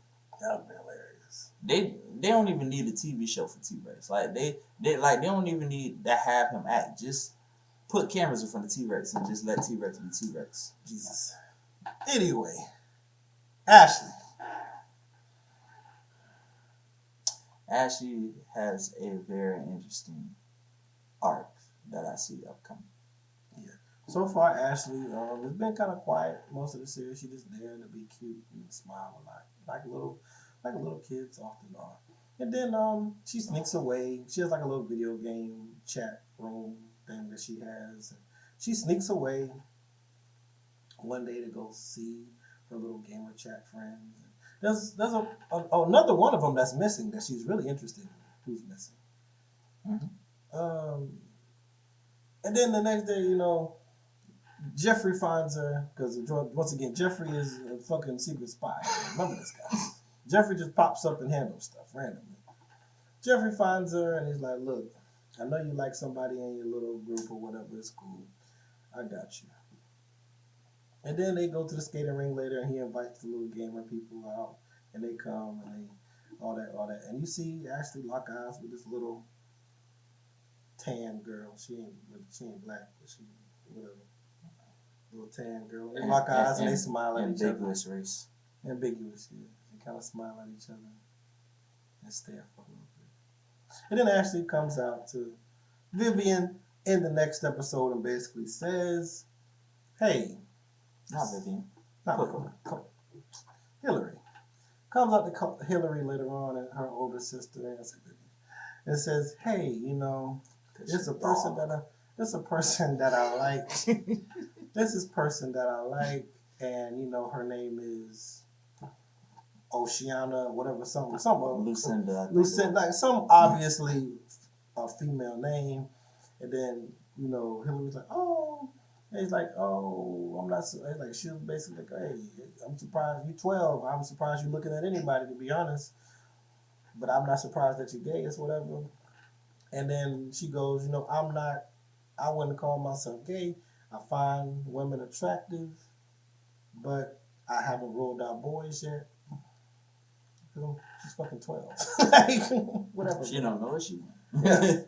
She basically said, "So I didn't want to tell mom and dad. I didn't want to think it was a phase, whatever." So that's what's going on. Ashley is queer. She's just queer. She finds women attractive. It's cool. It's weird. For the simple fact, she said she don't want her mom and dad to think it's a phase. Mm-hmm. But if later on she does go to like boys and say she doesn't like women, then technically would have been a phase. Technically it would have been a phase. Technically. But I think that's what they was alluding to when she was talking to the gender fluid lady. Yeah, the them day person. Yeah.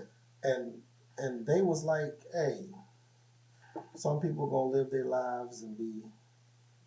Some people are defined by their sexuality. And some people are just not. And it's only important if it's important to you.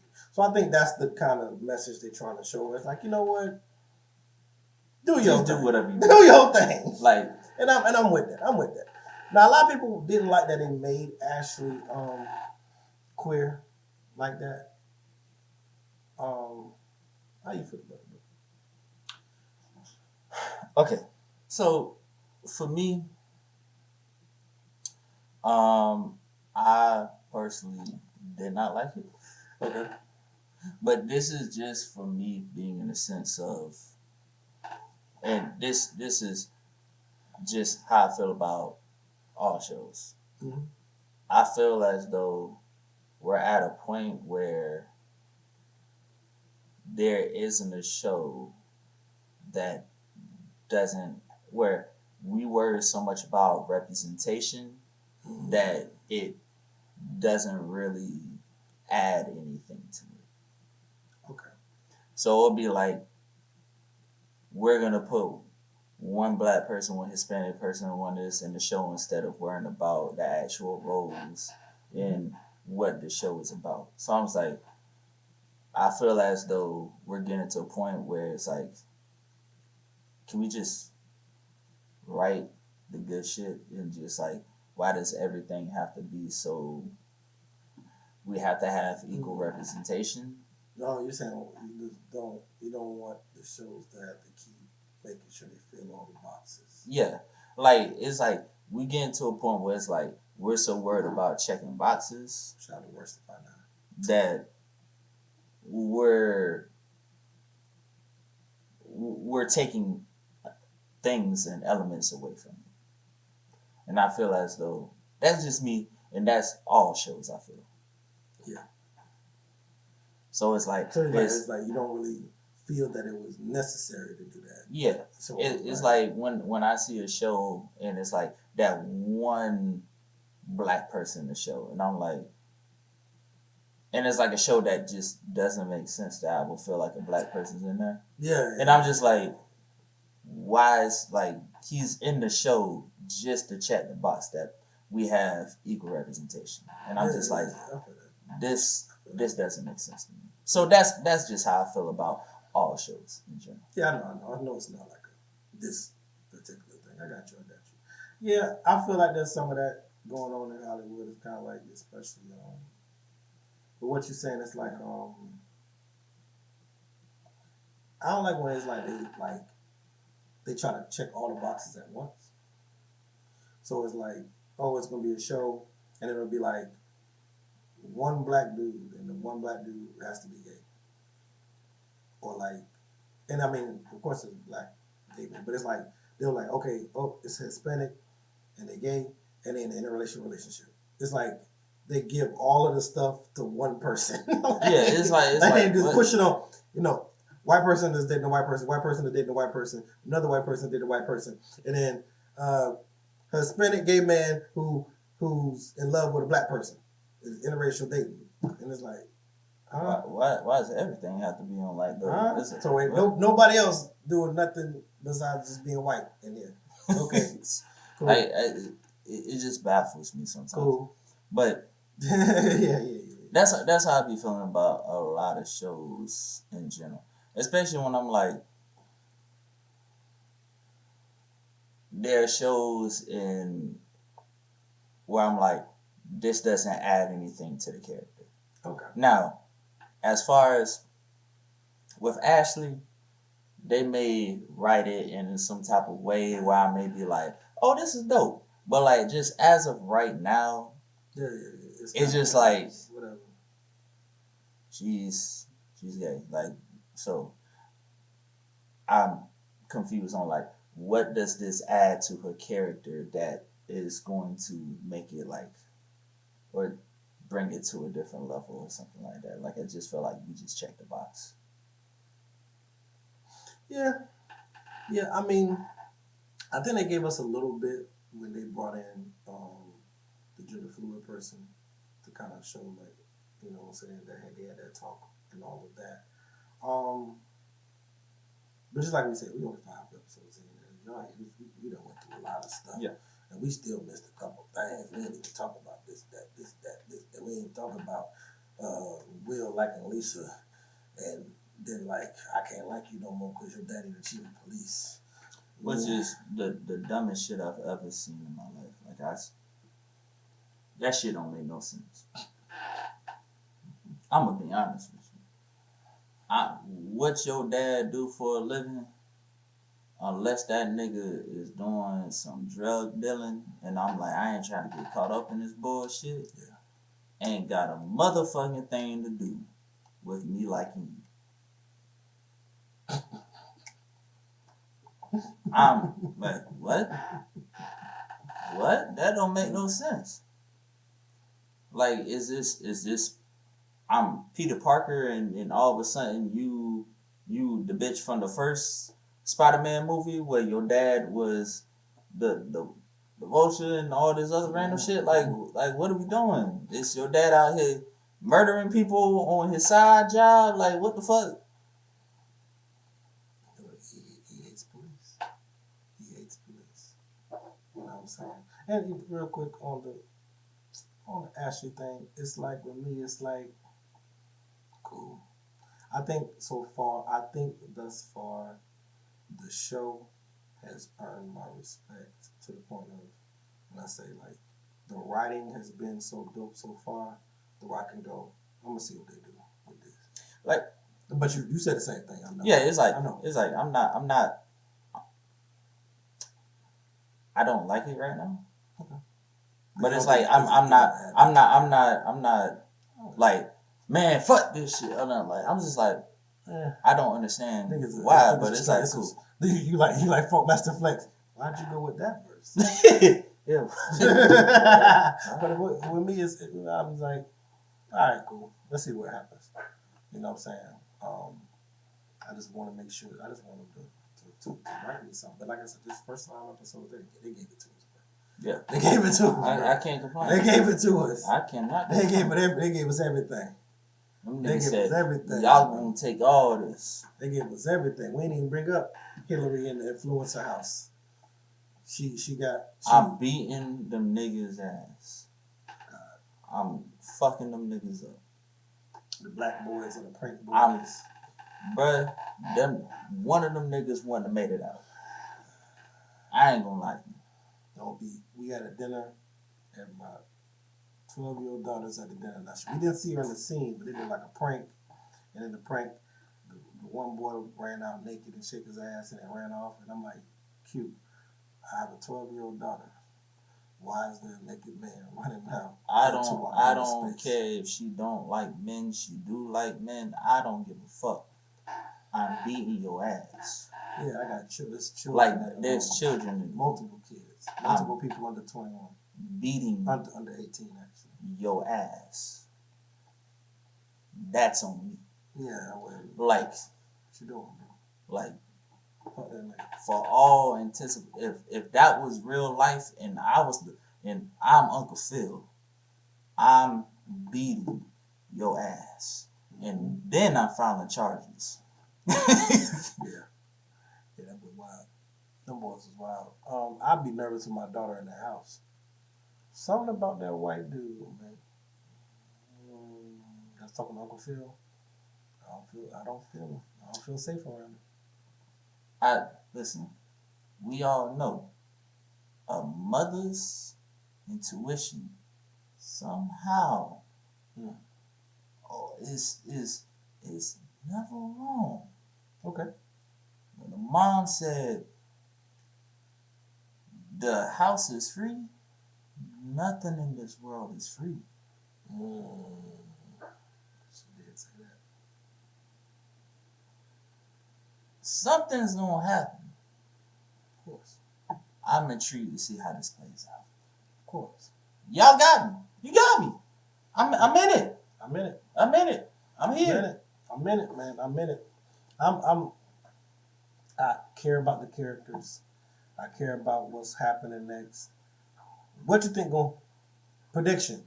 Next episode, what you think gonna happen? Shit, what did we leave off? I'm trying to remember what we leave off. Because so much happened in the last episode. Homeboy left.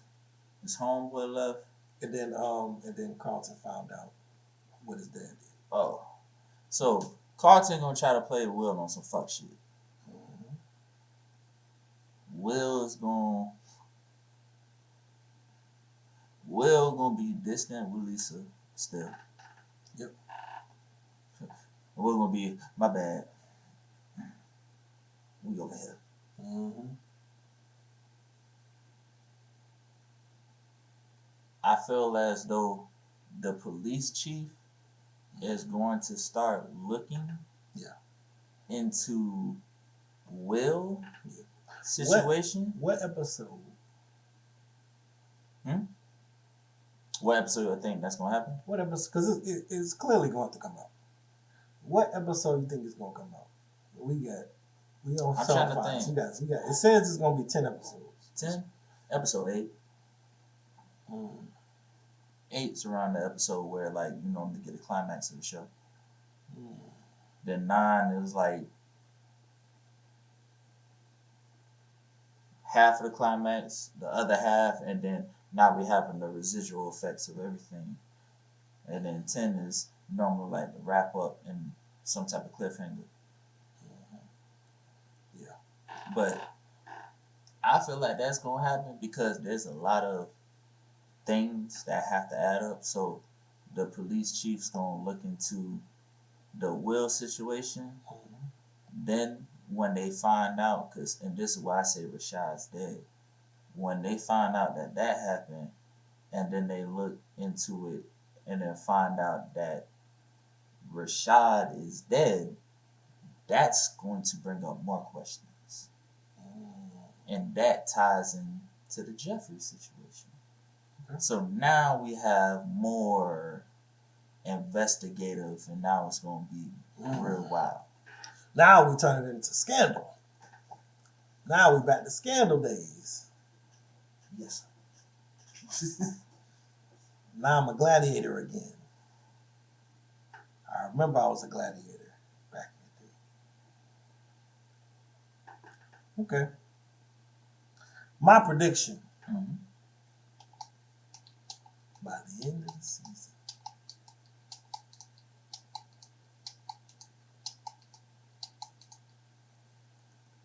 Will's being distant to Lisa right now.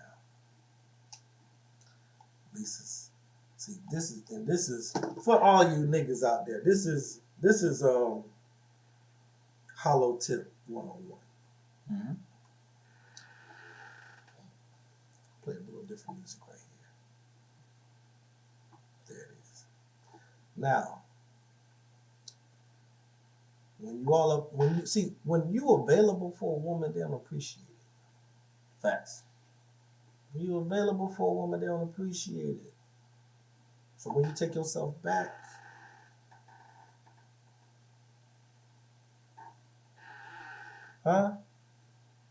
because now Carlton got Lisa all to himself. But here's the problem. Before Will came back, Carlton already had Lisa all to himself. And what did he do then? Fumbled the bag. So what is he going to do again? Because he thinks Will is in the way of them getting back together. When y'all wouldn't have been together anyway. This is the fucked up way niggas be thinking.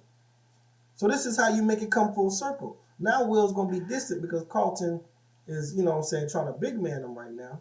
And so now you got him alone again. And you just going to show how much of a fuck nigga you are, Carlton. And what's that's going to do? That's going to make her, now that Will isn't available like he used to be, and she could bounce back between the two of them. Now she's like, damn, where's Will?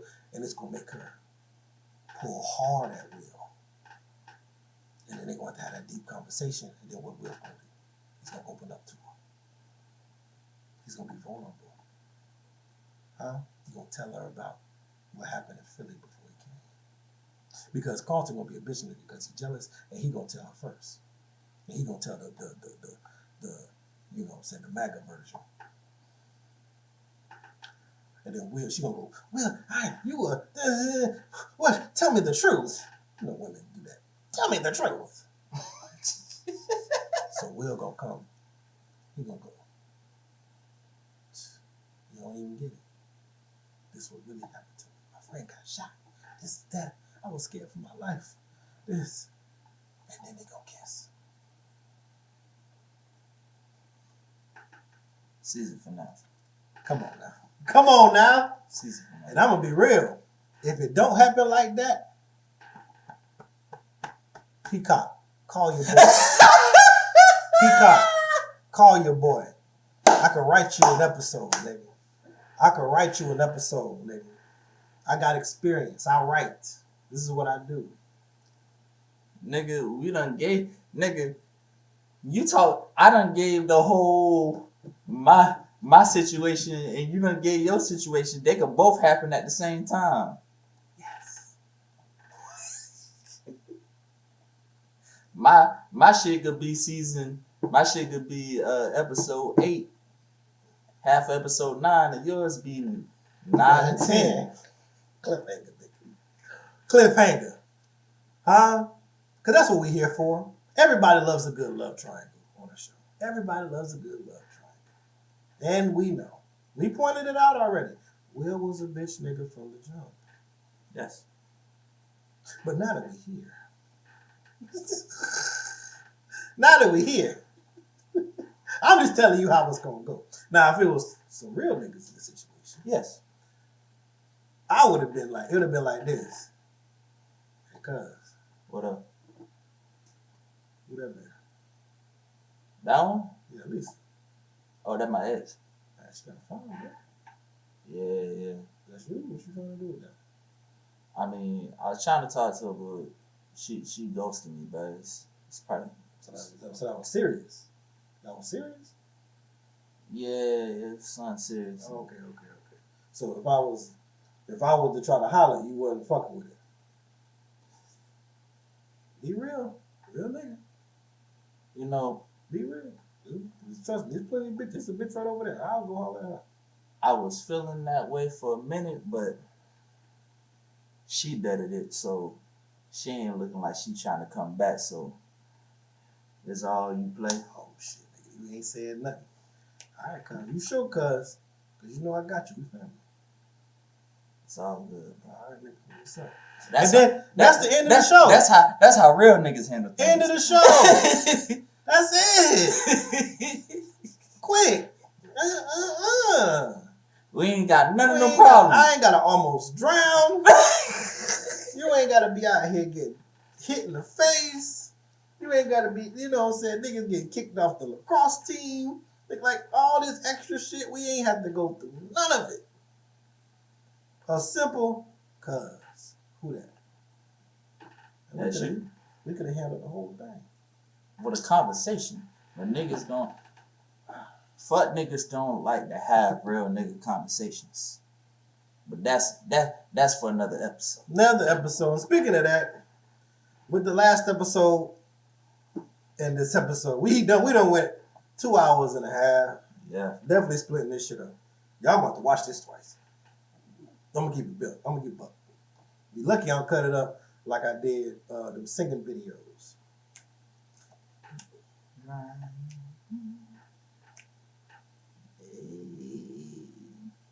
Oh, hold on. Before we go, I'm sorry. One more thing.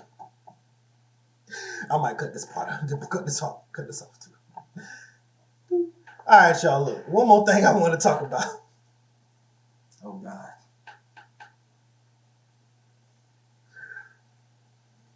A Madea Homecoming came out on Netflix, right?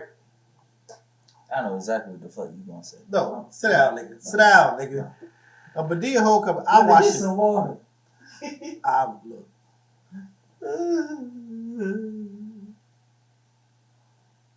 I'm a Madea fan. I'm gonna keep it real.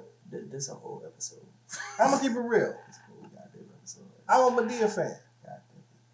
Y'all say what you want, but I will say the last couple Madeas is diminishing returns. It's like it's not the same vibe as it was in the early movies.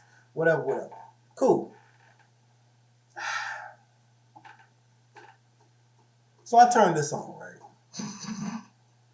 And I'm just spoilers. Fuck all that. Because the shit's, nigga, it's rinse and repeat, nigga.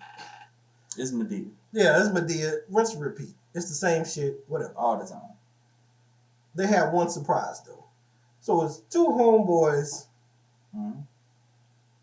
and it's their graduation. They college roommates. Mm-hmm. Dark-skinned dude, light-skinned dude. They college roommates.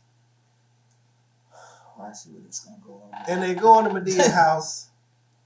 The dark-skinned dude, Madea, great grandson, Cora, his grandma, and then the one chick, his mama, and then his homeboy. So we go through, and the whole beginning of the movie, I can't concentrate on nothing because I'm like, when we gonna talk about the fact that these niggas gay?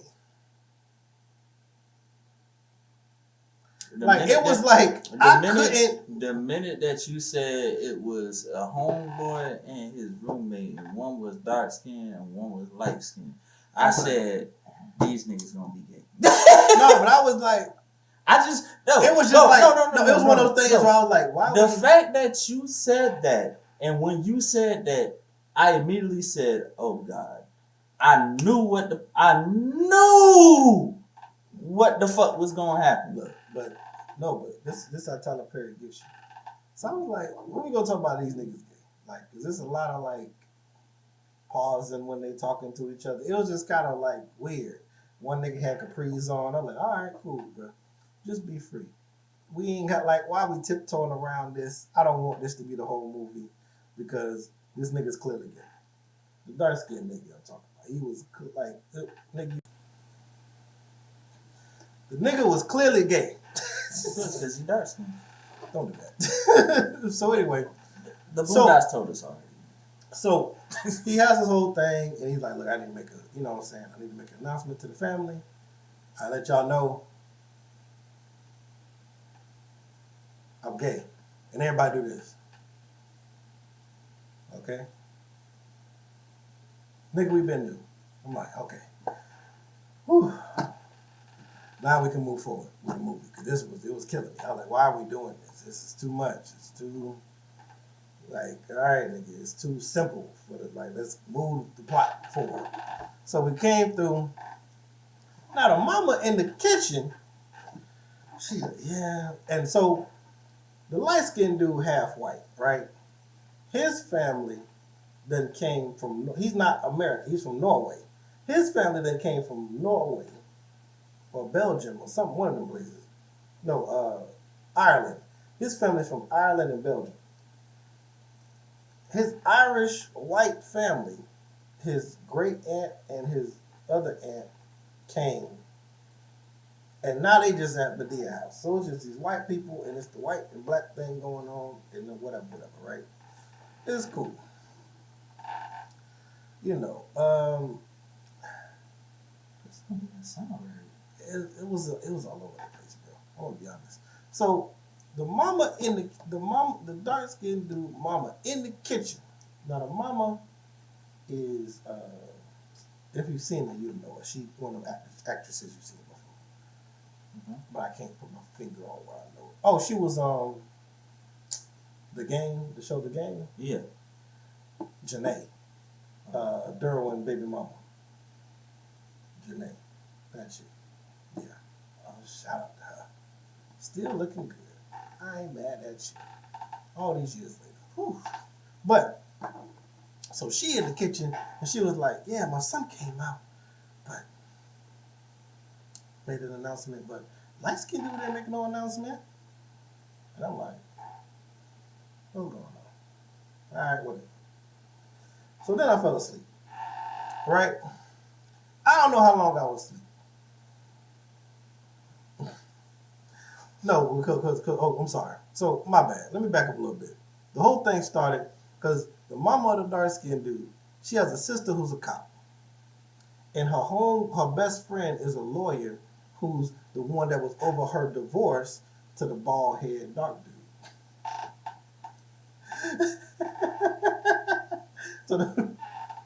So the bald-headed dark dude at the little thing where old boy came out, he was like, well, since we all talking, we got to say it. Of course, the bald-headed dude, his daddy, dark-skinned dude daddy, him and the lawyer chick, the mom best friend, they about to get married. Damn. Your best friend is fucking, and this the girl that helped her get a divorce from you, and you fucking her. Now, to be fair, she was kind of cute, but first off, I was disappointed. Madea movies, the makeup's normally good. We all know Madea plays the plays, the hair, the makeup is all gonna be crazy. But in the movies, it's gonna be cool. No, nigga. The makeup, nigga, it was wild in this. I'm like, these niggas looking crazy up in here. But the lawyer chick, face looked my color, body looked bruh color. I ain't know who I was. I like, this bitch is fine, but I was doing this the whole time. Anyway, so, bro, that shit was crazy. Anyway, so I had to tell you that little piece. So once again, the mom over here like, and then the aunt come in, the great aunt, the white Ireland family come in and say, oh, well, he's a light-skinned nigga gonna have to go and he's gonna have to go back to Ireland and run the farm. And that was the deal. He's gonna come to college and then go run the farm. And she was like, does he know that? She said, whatever. The mama was real interested in what the light-skinned nigga was doing with his life. I fall asleep. Right, all this happened before I fell asleep. I fall asleep. I wake up. I don't know how long I was asleep, but I know I woke up. And I woke up at the right part. Because now this is the part where it comes out that the roommate, dark-skinned dude roommate, been fucking his mama this whole time. The light-skinned dude. The light-skinned dude has been fucking. Has been leaving. That's his roommate. Has been leaving and going to visit the dark-skinned dude's mama. And they have been in a relationship this whole time. So after she got her divorce and she was lonely, she got this young, tender meat. And and my boy proposed to her. And she said, I don't know. It's kind of wild. And of course, dark-skinned dude was mad. Why? I don't know. In my mind, it looked like he had a little crush on Cuz. But, you know. This whole situation. Dark-skinned dude is mad. So he mad at his mama. He mad at his friend. He ain't talking to niggas. Yeah. Graduation come up. Of course, dark-skinned dude is valedictorian. He giving a speech. And he airing everybody out. You know, my mom and my best friend is fucking. But you know what? Two of the people that I love the most come together because of me. How can I be mad at that? Some stupid shit. And then they come all together and he proposes again. And she says, yes, of course. In the great aunt, it's like, you don't have to go back to Ireland. You don't have to go back to Ireland. You can stay here. This is where you want to be. Potatoes. And I'm skipping like Tyler Perry just be throwing. I'm just skipping stuff, but I'm just giving you the points. And I said all that to say this, and then the movie ends, and it's niggas and dancing and all this. Okay, cool. I said all that to say this. The reason why I watched the movie is because the clip of the movie that keeps going around is of Tyler Perry dressed like Beyonce. Dancing around, looking like he got a BBL. And I'm like, how did we get to that point? Now I'm interested. You did it, fuck it, you did it, Tyler Perry. Show me how do we get to that point in the movie. And I'm watching the movie, and I'm like, damn, I fell asleep. Maybe I missed something. Something in my head tell me, you ain't missed nothing. And then we get to the end, because there's like niggas was eating edibles and shit. We get to the end, and like, Madea, what's going on? You over there? Child, you know, I done got me a couple edibles, and I'm just, ooh. Having me a dream, granting on that wood, granting on that wood. This is literally dialogue. Granting on that wood, granting, and then it goes to back. and then it cuts. So this is a dream sequence of Madea doing the Beyonce thing. And there's a whole, like, recreation of the whole thing. And I just say that to say this.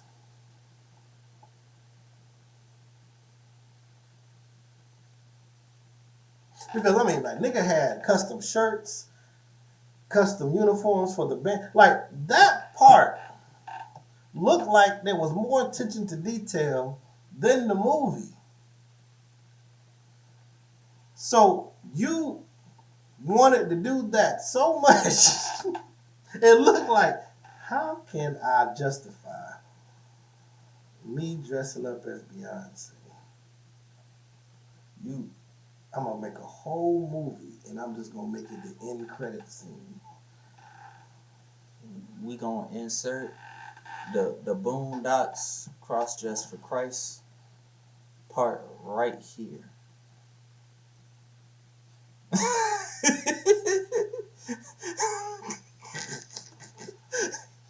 Okay.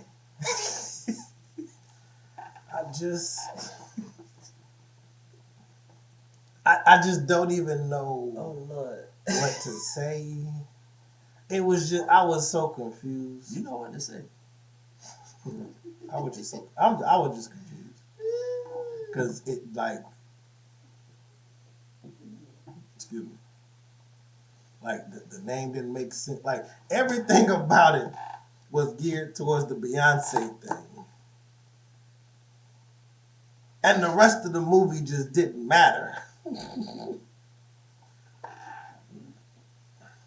I don't understand why you surprised. It just, again, I don't understand why you surprised.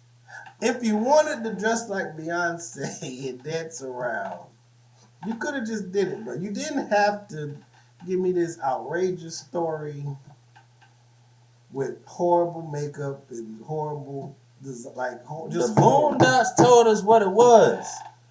Why are you surprised? The Boondocks told us. Like I said, as a person who loves many Madea movies. Madea goes to jail. I could do battle by myself. Fan of Reunion. I watched all of them. Diary of a Mad Black Woman. Like, I can't watch Diary of a Mad Black Woman. I mean, it's, you know, not at least not with no black woman with me. Jesus. You already know how that goes. Yeah, but you know, Fan of Reunion. What I said. We all know. We can, we you all, know, yeah, we know. follow. Like, we had, like, it was some move. Even more recently, the Madea Boo, the first one. I enjoyed it. I never watched that. Oh, and during the movie, they alluded to Madea doing a Europe movie. Like, I'm going through the Ireland. She was like, yeah, you should come to Europe. Madea in Europe. Sounds good. He was like, mm-hmm.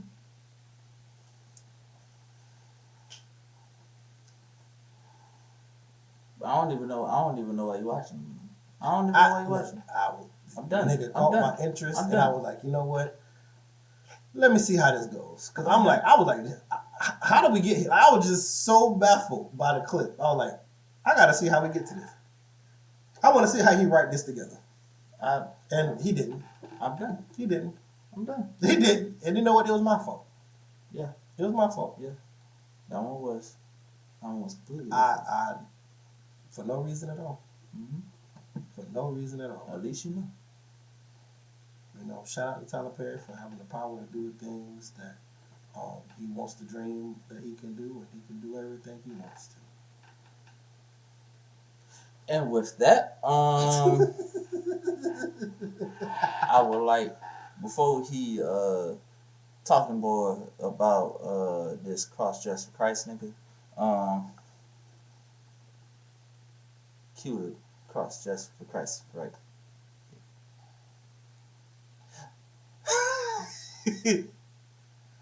I just want to say, it's RVU, link to our merch in the description, right there.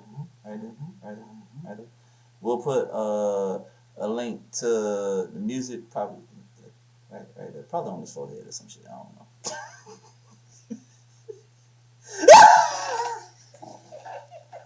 I don't know why he gonna be pointing. Y'all niggas better go to the description box. Let that nigga point wherever he want to point. The description box right there. Description box, nigga. The description box right underneath, bro. Y'all go cop merch. Go listen to our music. For everybody that support, we love y'all. Yeah. It's RVU. RVU to the death. Y'all know what it is. And all the ladies, if y'all need your neck bit, y'all know who to come to. Squad.